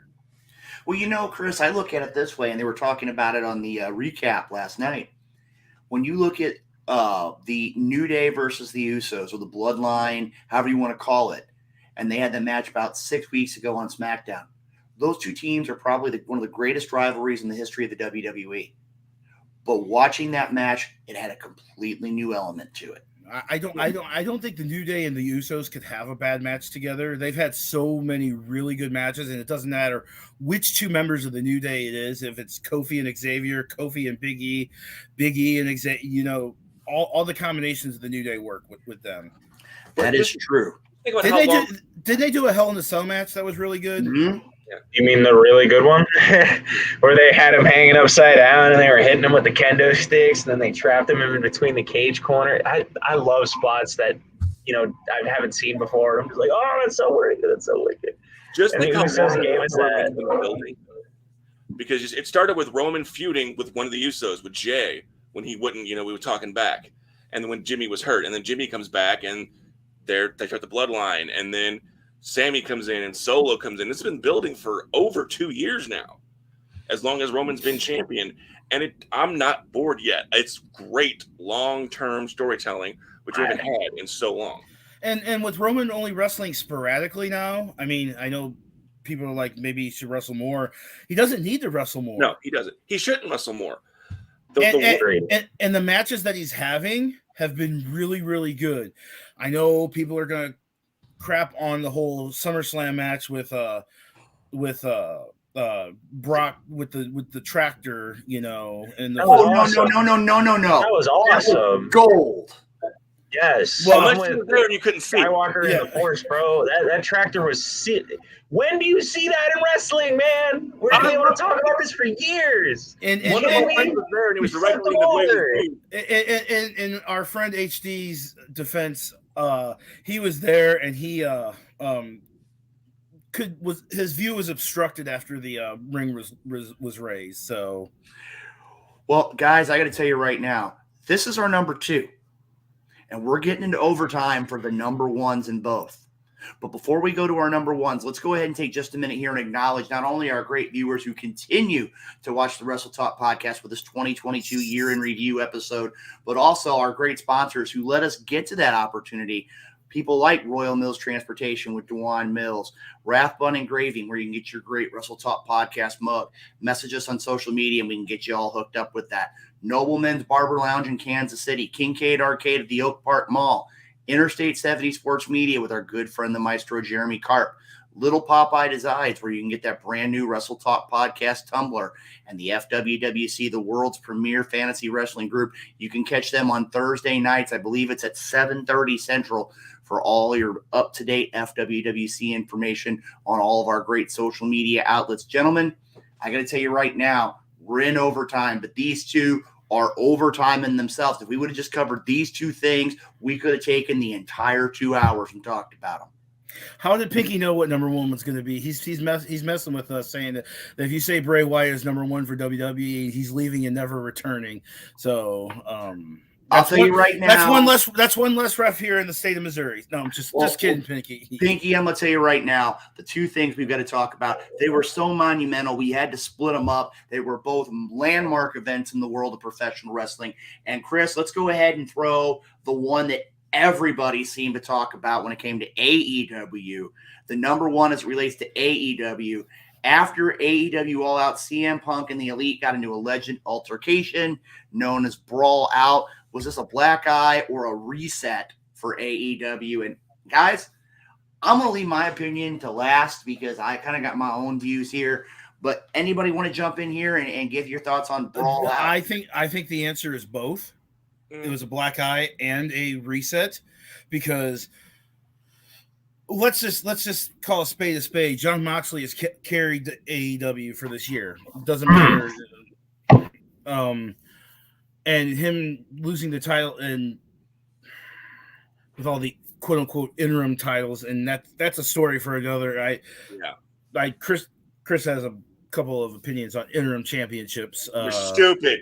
But yeah, it was a black eye. I don't know. It was just the whole lead up to it with the CM Punk press conference. That was really, really weird. It did with him eating the muffins and just like talking about Colt Cabana and sharing a bank account with his mother. I'm like, uncalled for.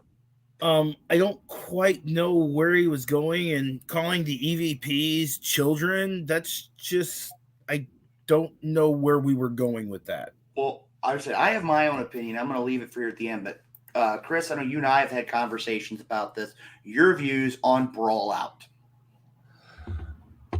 It's a massive black guy. And the numbers don't lie. They have not recovered. They have not broke 1 million since then on their weekly show. Ratings be what they may, what they are in 2022. But it wasn't a good look. All of the reviewers and everything, all the different YouTubers and podcasts and internet warriors were like, this is not good. Or it was a work, and it wasn't a work. Or we would have found out by now. And it was also stuff that you heard from a couple weeks prior to that they were having such backstage drama that Jericho, Moxley, and Bryan Danielson had to have a team meeting prior to All Out, and then had to have another meeting the day after All Out. So there was something in that locker room that didn't sit right, and a lot of people think it was CM Punk. I don't know. Well, here's the thing, Alpha. I'm going to go to you, and then I want to throw a completely different spin on this. So, Alpha, your thoughts about Brawl Out, and then we're going to close this particular number one. Yours truly. It's definitely a shiner. Like that was a big. When you think of things that have happened in AEW, this has got to be a black eye. Like if not, I don't know what you would call a black eye in this scenario, but I think we're all agreed here that it is a reset because it does feel like, okay, now that they got that hit, they don't want to take that hit ever again, and they're taking steps to move past it and move, forward and up, as well as just like being. Did they rush the MJF coming back because of that? Probably. I would say they might have moved it up a little bit. Definitely faster, but considering how fickle some wrestling fans are, I think they did it in the timetable where they were like, yeah, it's still fresh and we all like it. Here's my perspective. If it was such a black eye, why wasn't he fired? Forget. Because he's injured. Releases. Why wasn't he? No. Let's not go there. Because we've seen in professional wrestling that wrestlers have been fired because of injury. That's a given fact.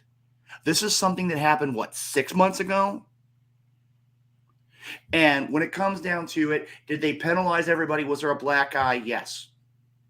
But the fact remains, if you go back to ROH, you go back to IWA Mid-South, and again, this might show my age. I don't care at this point. Listen to a CM Punk promo and how he would do everything he could to find a way to agitate you, to poke at you, to get you to have a reaction. And to me, I look at it from the perspective of we're 6 months out. I mean, is it one of those where it may be tied up with the legal system? Yeah, I get it. But when it comes down to it, we know that the WWE is not going to visit the Avenue. We know that places like Impact aren't going to be able to afford him. When it comes down to it, and I'm going to tell you this right now, if we ever see CM Punk in a ring again, I'm going to tell you right now, I think, and maybe I'm a little bit out in right field here, but I think in 2023, we see CM Punk back in AEW. Here's why this is a speculation, why he hasn't been fired, due to the legal surroundings around Brawl Out and dealing with Colt Cabana. Well, that's already, to me, you can talk about those kinds of things, but that's public domain. Mm-hmm. That's one of the things you look at. There were other issues that went on outside of AEW that are dealt with and done. If you notice, come back, yeah. But the fact remains, there's still a lot of loose ends that could be considered. I personally think that he hasn't been released or bought out because of his injury, because he wants Tony to pay for his injury because it happened in the ring. Hold on. You don't think that Tony Khan would realize this for a fact, knowing the millions of dollars that he has and all the different sports venues that he has? His father has. Well, no. When you look at it, though, he has access to all this because not only his father has it there. You don't think that it would have been easy enough saying, I'm not going to go until you volunteer to pay for my medicals? You don't think they wouldn't do it?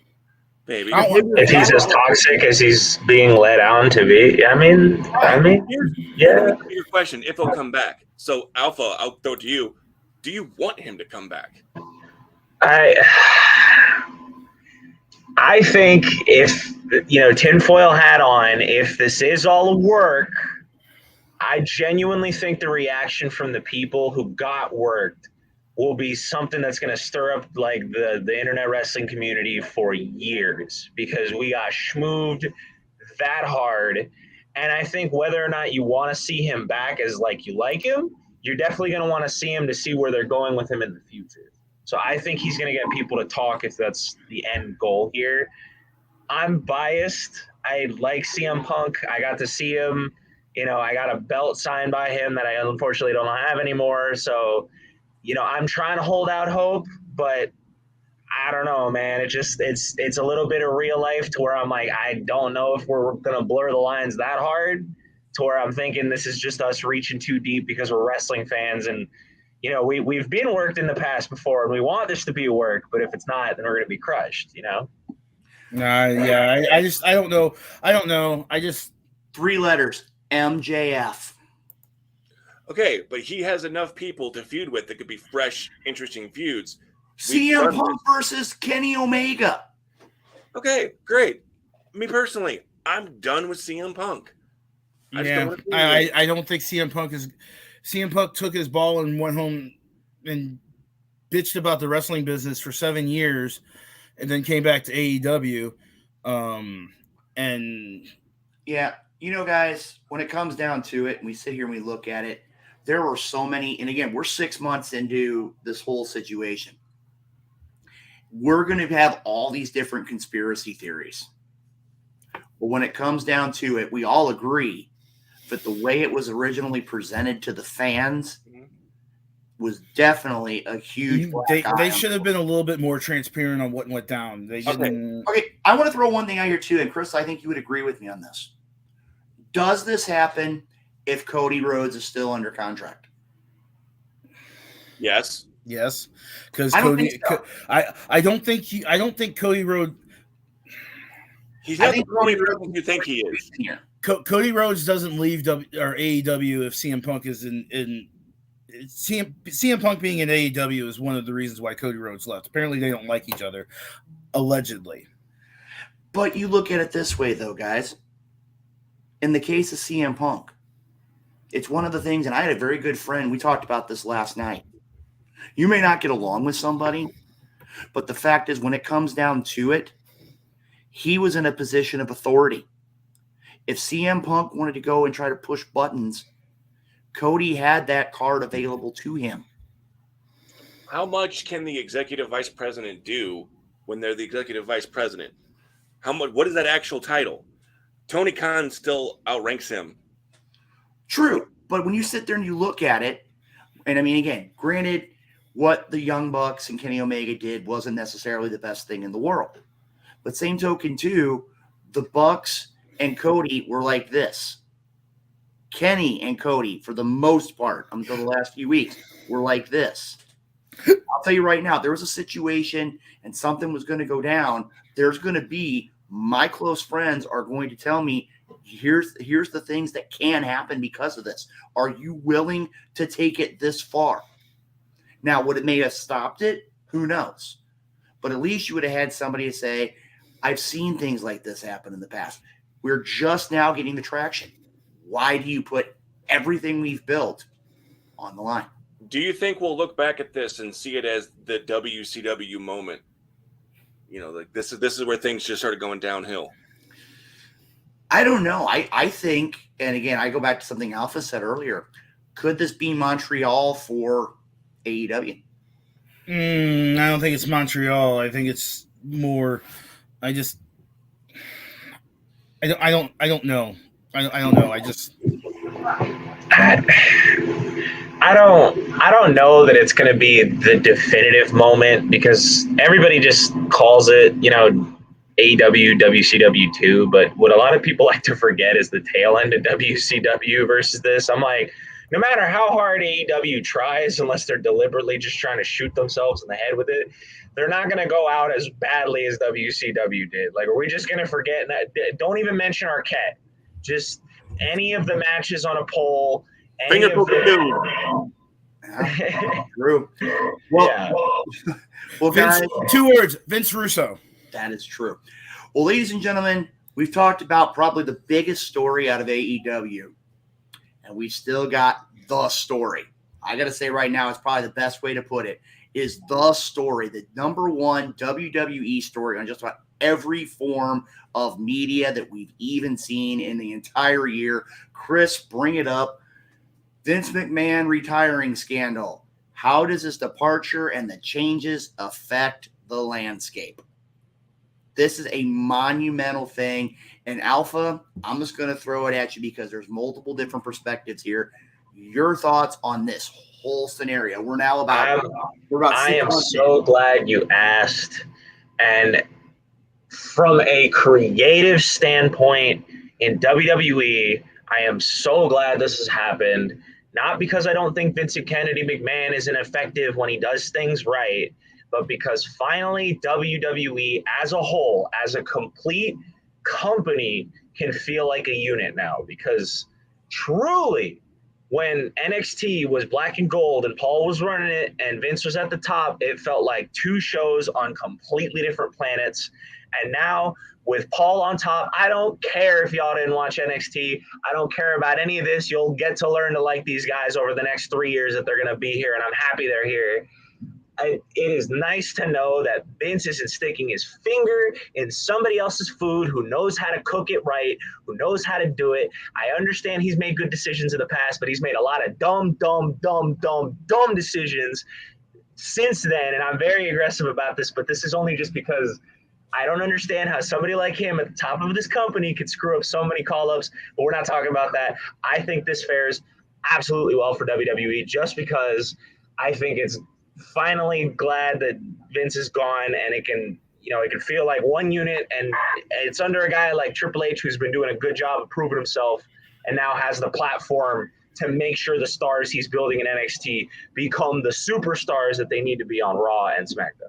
Well, you know something? I want to throw this out here, Alpha, and I want to throw it to the team here as a whole.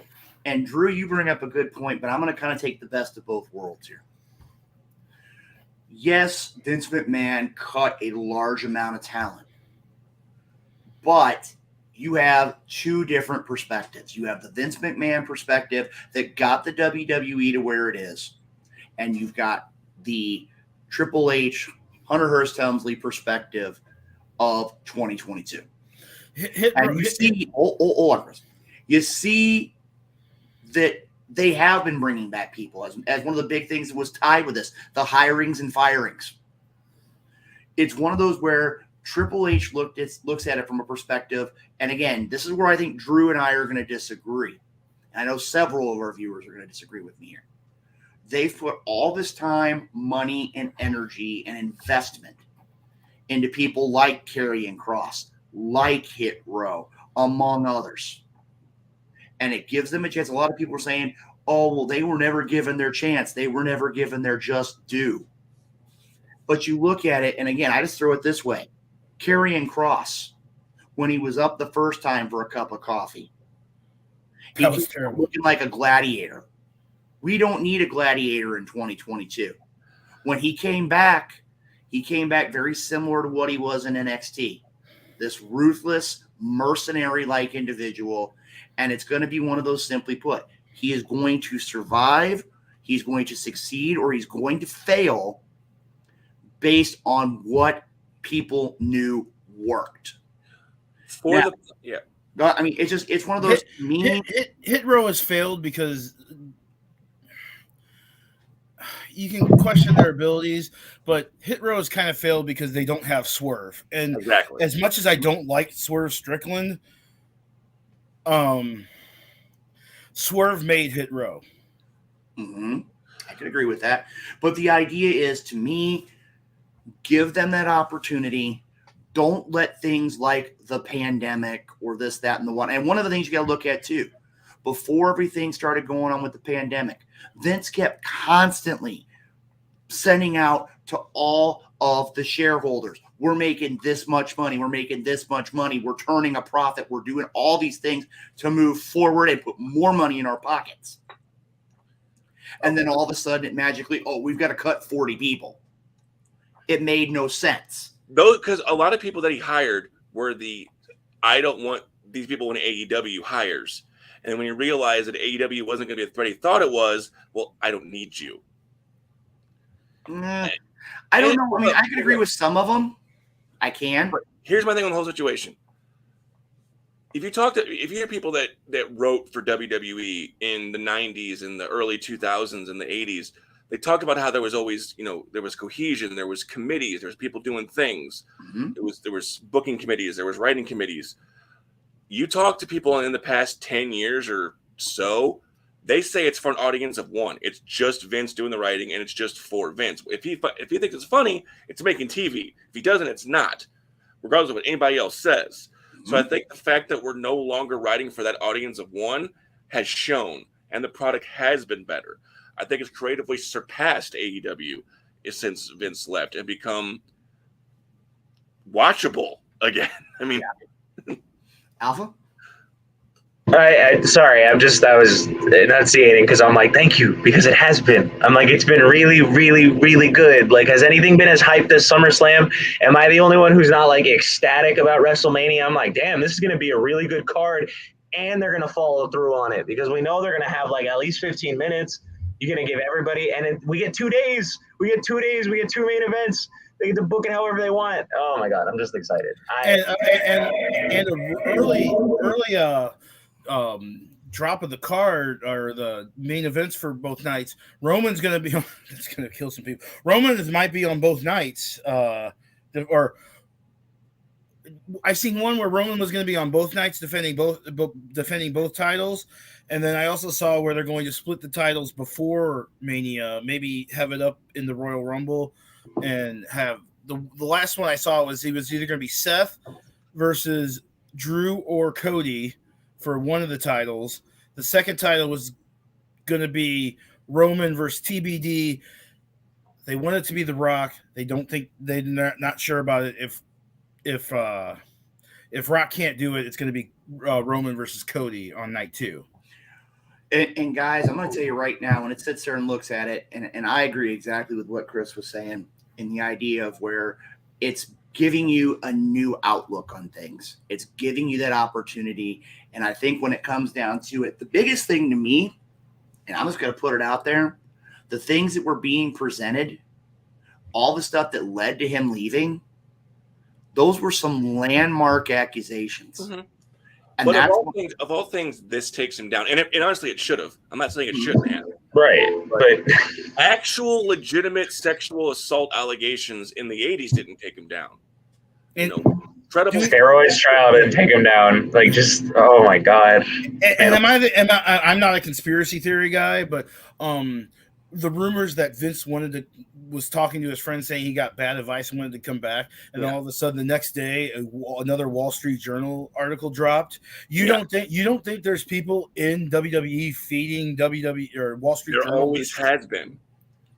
I mean, how do you think Meltzer got his information back in the day? Mm-hmm. There's always going to be somebody in the locker room feeding information. Oh, you mean Mr. AEW guy? well, guys, I mean, again, we could go again. This is one of those topics that could go on. But before we let Christopher Miles go, and Chris, I'm going to tell you, you travel to countless promotions throughout the Midwest. We've had several different viewers bring up a question here. And again, we apologize for not getting to it sooner, everyone. It's one of those where we do have the main focus of the show tonight, but we did, while we have Christopher Miles on the program, we want to go ahead and throw the question. I think Alex Jeff Cott brings it up very I was looking for the best worded question of yeah, Alex, so he had a lot of good ones here. What is next for the Brotherhood in 2023? You've had a lot of dealings with the Brotherhood. I got to ask you right now, what are your thoughts for 2023? Man, I have not seen in this business a more bizarre change of heart than these three guys. You want to talk about three guys who in 2022 started being the most base villains, just making the kids cry, brah. But and through the course of actions of others of Tommy Davis and Blake Steele, they've just turned the coin, and now they're the ultimate good guys. They're fighting for the name of the South Brotherhood Athletic Club for MMWA, and it's just like, what happened here? Right. It's like good guys. Okay, so I've done 5 or 6 shows this year for MMWA, I believe. I can't remember. It's been it's been a few. At the beginning of the year, the Brotherhood was one of the most hated groups at South Broadway Athletic Club, getting booed, taking out Moondog, taking out Benjamin. And now Trask. he's teaming with them. And this last show in December, and even in November when I was there, Butcher was being cheered. Moondog saved him that month, and then this past month, the Brotherhood was getting cheered, and in January it's going to be an 8-man tag. It's going to be Blake Steele, Tommy Davis, and the Junkies for Fame against the Brotherhood and Moondog freaking Rover. The Brotherhood and Moondog Rover. I believe Luke has a point. I can't put 2 and 2 together here, guys. And the response that Moondog got when he ran in and made the save on Ricky and Butcher was, I mean, you all, Luke has been a part of South Broadway Athletic Club back in the day. You've recently been a part of it. You know something, guys? I want to throw it at you this way. And I mean, again, we've already got the stories with Damian Blade and Ricky Cruz. We got all that. The most interesting out of all 8 of those people in that matchup, the thing that intrigues me the most is 2. How do Blake Steele and Tommy Davis coexist? And how do Cayman and Moondog Rover coexist? It's bizarro world. Chris hasn't been there the last couple of shows because of various things, and it's been bizarro world down there. But it's one of those things: is the enemy of my enemy my friend? That is true. But there's a lot of enemies that are friends in this matchup. I mean, again, because Chris said you can't look at this matchup and not go. And the question mark just pops over your head. And I actually have one more. I have one more question to get to you guys before we go. But I want to ask Christopher Miles, what has been your favorite match referee this past year? Oh boy. I know I'm putting you on the spot, but okay. So I'll ask this: are we talking sheer spectacle? Or are we talking match I actually enjoyed just being in the middle of? I'd say enjoyed. Yeah. Okay. Just for what it meant to the people involved, I got to work David Turner and Davey Richards, and it was, David Turner getting in there with his, the guy that trained him, and it was really cool for me because I'm friends with David, and it was really cool to me to be a part of that. As far as spectacle, I mean, the match of 10,000 Tacks with Lenny Mephisto and Neil Diamond Cutter was bizarrely awesome. You can't go wrong with tacks, right? 10,000 of them and little baseball bats covered in tacks. And like I said, had the opportunity many a times to be in countless different bizarre matches. And again, when it comes down to it, thumbtacks, barbed wire, cages, I mean, you name it. Anytime you're going to put a certain element of danger into it. I will say this, though. Consistently, as far as matches, match after match after match that I enjoyed the most, CJ Shine has just been the best guy to work with match after match, just because he's so entertaining, he's so good, and plus he designed my t-shirt. So yeah. Well, like I said, before we get too much farther along, Christopher Miles, let's go ahead and throw up one more time if we got it, Chris. Let's throw up one more time the address. You want to buy a Christopher Miles t-shirt, but you can get it at prowrestlingtees.com. I think we've got the address here. I'm looking for it. It's up here somewhere. Yeah, there it is. prowrestlingtees.com/St. Louis-favorite-zebra.html. Like I said, right now we're talking. Don't you have stickers and magnets there too? Yes, I do. Those are only available at shows. Meet with me there. T-shirts, strictly through Pro Wrestling Tees. Gotcha.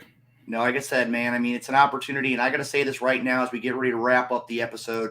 I want to say, first of all, thank you for joining us tonight, Chris. And secondly, I have to say, when it comes to 2022, I've had the opportunity to train a lot of people in the world of professional wrestling. Before you go, hold on. Go ahead, Chris. Before you go, I want Christopher Miles to answer this last question. It's not part of our list, but okay, that should be for the wrestling world. I can't type, so.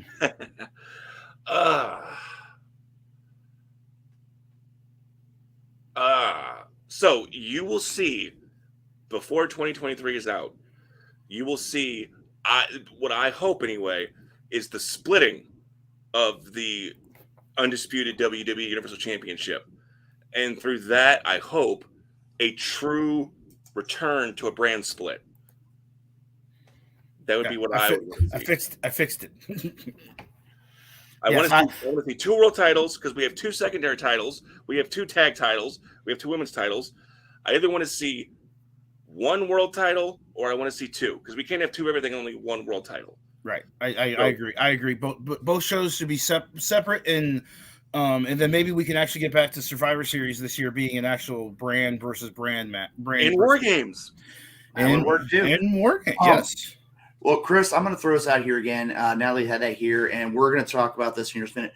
Again, Chris, first thing for being here, and secondly, from one longtime referee having the opportunity to guide you very early on in your career and seeing how you've really improved your game and become one of the premier referees in St. Louis here in 2022. I got to give you a shout out that I really am looking forward to seeing what you're going to do in 2023 and beyond. And again, to see how much you've developed as a referee really makes me feel good that you've become one of the best, hands down. So yeah, I appreciate that. And I personally, I want to double my match count in this coming year. I'm right on the cusp of 200, man. I want to be at 400 before the year's over. Are you already at 200? Almost. What are you at? 194. Wow. And you've only been doing it for about a year.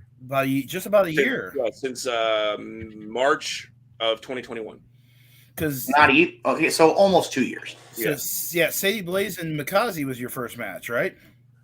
First singles match. The Battle Royal was my first match. Well, yeah. Yes. So well, again, Chris, I want to thank you for coming on the program tonight. Again, a perfect way to wrap up 2022. Again, if you catch there's countless promotions here in the St. Louis area, hopefully more promotions in the Midwest.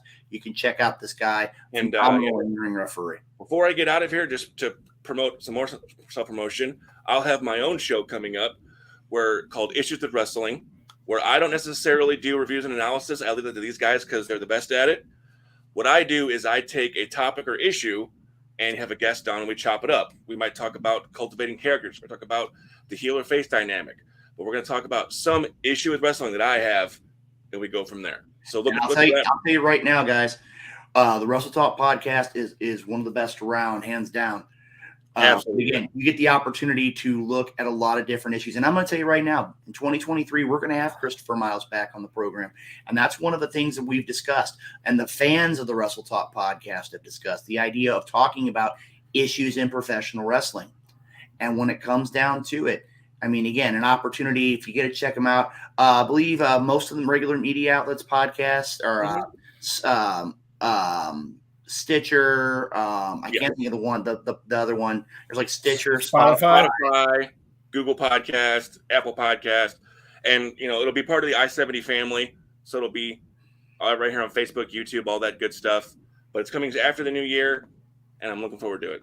Awesome, most definitely. And again, I want to thank you for coming on the program. Look forward to seeing you in January and all throughout 2023, ladies and gentlemen. As the man, again, one more time, just to show the shirt, just to make sure everything's good to go. St. Louis's favorite zebra. You can see it right there on a shirt. Christopher Miles. That's not Jay King. No, I'm just kidding. Whoa. On that note, we're going to go ahead. Thank you, Chris, for coming on the program. We'll see you. Thanks for having me, guys. Talk to you later, sir. All right. Well, Chris, let's go ahead and throw that back up here one more time here. The question that you posed to Christopher Miles. One prediction you see in the wrestling world for 2023. I'm going to throw mine out there, and I got a couple. Number one, and I got to say this. My number one, I don't see the Snitch holding the Dynamo Pro Championship at the end of 23. Ouch. Number two, I see MJF holding the AEW Championship at the end of 23. And I will tell you right now, the third prediction is the continued growth of the Wrestle Talk podcast. I will tell you right now, this year, I feel very fortunate that the Wrestle Talk podcast was able to go to the Cauliflower Alley Club. And I can tell you right now, it will be made official next week, but the Wrestle Talk podcast will be in attendance for the National Wrestling Hall of Fame in Waterloo, Iowa this year. Looking forward to making the journey up there as well. And the biggest thing is I think my biggest prediction is pro wrestling at the local and national levels and the international level is going to explode in 2023. Alpha, your thoughts? Oh boy, oh boy. This is like combination what I want and combination just stuff that I hope happens. But and one more thing, prediction is that Alpha will send me pizza. You know what the thing is? I'm gonna do that just to surprise you. I'm gonna call it up during the show. You're gonna get a knock at your door. You're gonna be like, "Who the hell is at my door at this hour?" And there's gonna be a dude with a pizza. It'll be funny. I'm gonna make that happen. I'm gonna ask Renee for your address. My biggest prediction: Cody Rhodes, WWE champion. I want it. If they're gonna do it, I don't know how, but next year I want it. Another one, and this is more of my personal workhorse pick, Konosuke Takeshita. And it's either or All Atlantic Championship or ROH Championship or ROH TV Championship, either or. I think he definitely deserves something because people like to watch him and he's getting more traction. I'm not really sure what else, though. Those are like my two biggest ones, honestly, out of predictions. Brand split. I think we can look forward to a brand split. If it just depends on because it's only two trains of thought for it. It's either we're going to merge everything and bring it back to doing two shows, or we're going to split everything up and we're going to go back to being dedicated people and making our stuff count. But we got a big enough roster now, so I can definitely attest to that more than having a bloated roster on two shows. Well, real quick here before we go to Chris.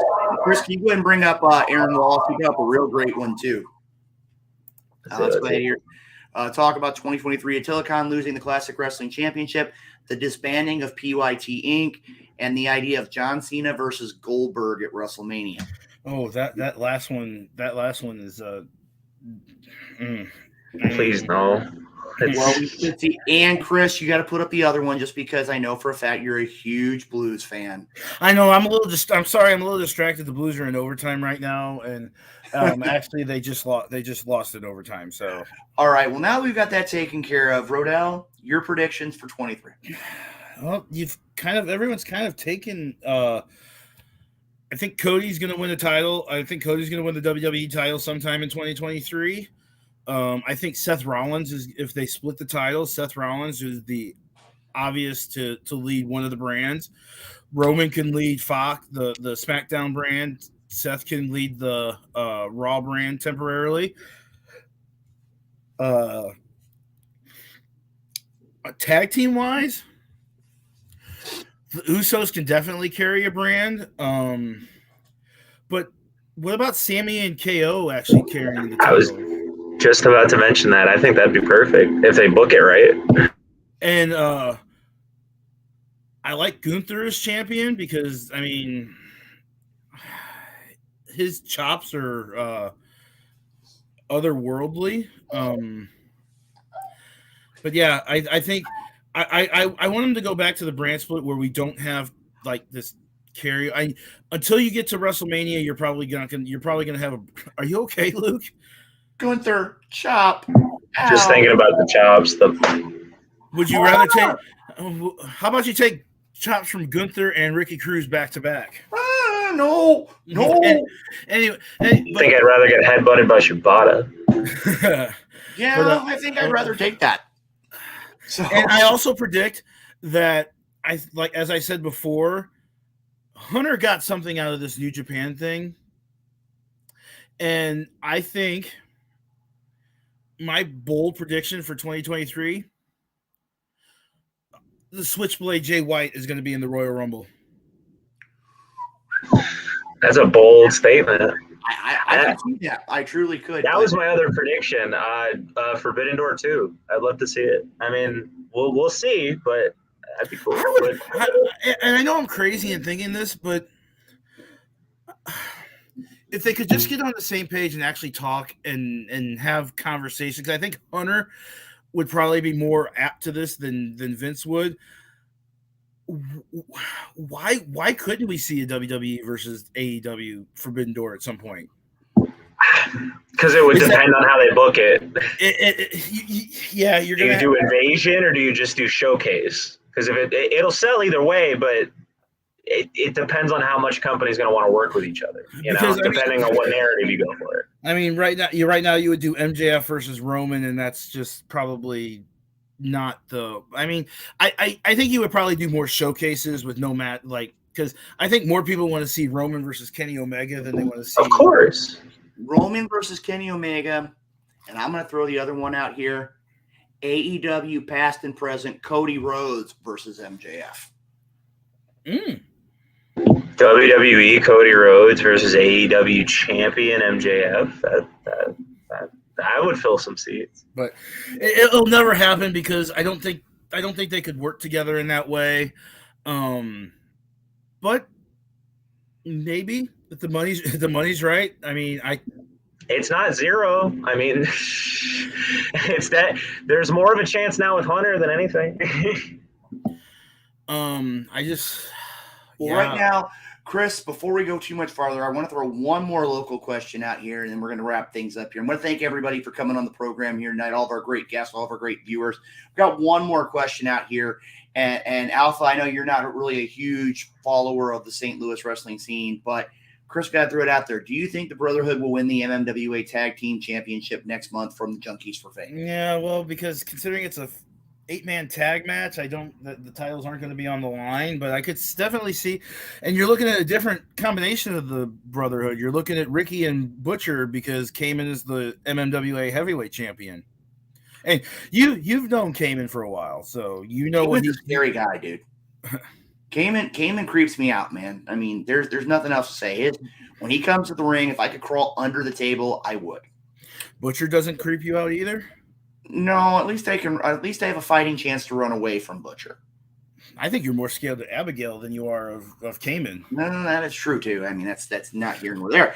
So at this point, ladies and gentlemen, again, first of all, I want to thank everybody for tuning in. I mean, again, tonight's been a great show. We've had a lot of great guests come on the program. Also, real quick, Chris, one more time, let's go ahead and thank our great sponsors who've made 2022 so important for the Wrestle Talk podcast. We're going to go ahead and talk in William Mills Transportation, Rathbun Engraving, home of those great Wrestle Talk podcast mugs, Noble Men's Barber Lounge, Kansas City. If you need a great haircut and you're in the Kansas City area, go check them out. Kincaid Arcade at the Oak Park Mall. Interstate 70 Sports Media with our good friend, the Maestro Jeremy Karp, Little Popeye Designs, home of the Wrestle Talk podcast, Tumblr, and of course the FWWC, the world's premier fantasy wrestling group. Guys, I got to tell you right now, when you look at 2022 from the Wrestle Talk podcast, I mean, again, things that really stick into my head. And just to let you know, Alex, we have had Damien on the program. We're actually talking with him about possibly having him come back on here in early 23. To give you an idea, as we look at things here, number one, Wrestle Talk podcast going to the CAC. I think that was a big thing for the Wrestle Talk podcast this year. I think number two, the idea of Wrestle Talk podcast hitting episode 400. I think that was a huge accomplishment for the Wrestle Talk podcast this year. I have to say the additions of several, the additions of Sonny Money Mayo, of the Alpha, of Justin Wade. I mean, we've had a lot of great additions to the program. We're getting much farther along to our goal of being able to cover professional wrestling across the country. I have to say right now, we've got a lot of great guests that have come on the program. But I got to say the biggest thing of 2022 to me is how loyal the viewers and the podcast host and the sponsors, how loyal everyone has been to the Wrestle Talk podcast. I mean, without everybody involved, the team behind the scenes, the viewers, the sponsors, without everybody being involved, this show does not exist. And I mean, again, I want to thank the Night Owl. I want to thank Nightmare Jones. I want to thank Chris Rodell. I want to thank Hardcore Hoss. I want to thank Jeremy Karp. I want to thank the Alpha. I want to thank Justin Wade. I want to thank Sonny Money. A lot of great guests that have been on the program. I'm going to tell you right now, 2023, January is going to be a happening month here on the Wrestle Talk podcast. I know in the coming months, we're going to have the opportunity to talk again. We've already been in discussions with the Midwest Independent Wrestling Hall of Fame and this year's induction class. I know we're going to talk to the St. Louis Independent Wrestling Hall of Fame and hopefully have them on the program. We're going to have some more representatives from the CAC. We're hoping to have some representatives from the Tragos Hall of Fame. There's going to be a lot of great experiences coming out here in 2023. And guys, I just got to tell you, I think this year has been the best, hands down. Whether you're talking local, national, international wrestling, the Wrestle Talk podcast has excelled on making this the best program that you can see on the internet when it comes to the world of professional wrestling. Yep, I agree. So that's going to do it for episode 422 of the Wrestle Talk Podcast. You can check us out at WrestleTalkPodcast.com, Facebook, Wrestle Talk Podcast. Hashtag Let's Talk Wrestling. Hashtag Let's Talk Wrestling at Wrestle Talk Podcast on Twitter. So we're going to send it out of here, and we hope that you guys had a good time talking about the year 2022. We'll be back next week with an all-new, brand-new episode, 2 great guests, and who knows who will be here next week. So let's end the year in 2022 and have a happy and safe new year, everybody. And always one thing for Jeremy Cart, always the National Suicide Prevention Hotline, 988. If you're having issues with the holidays and you need to talk to somebody, their line is always open. So, and you know something, Chris? Not only are we going to have great guests, we're going to be talking Wrestle Kingdom. Tune in next Tuesday night, 7 to 9, right here on the Wrestle Talk podcast. Get me the schedule. I want to watch it so bad. Yeah, so ladies and gentlemen, for the Alpha, for DJ Big Sexy, this is Luke Roberts. Want to thank each and everyone. You have a happy holiday, have a great new year, and we'll see you next Tuesday night right here on the Wrestle Talk podcast.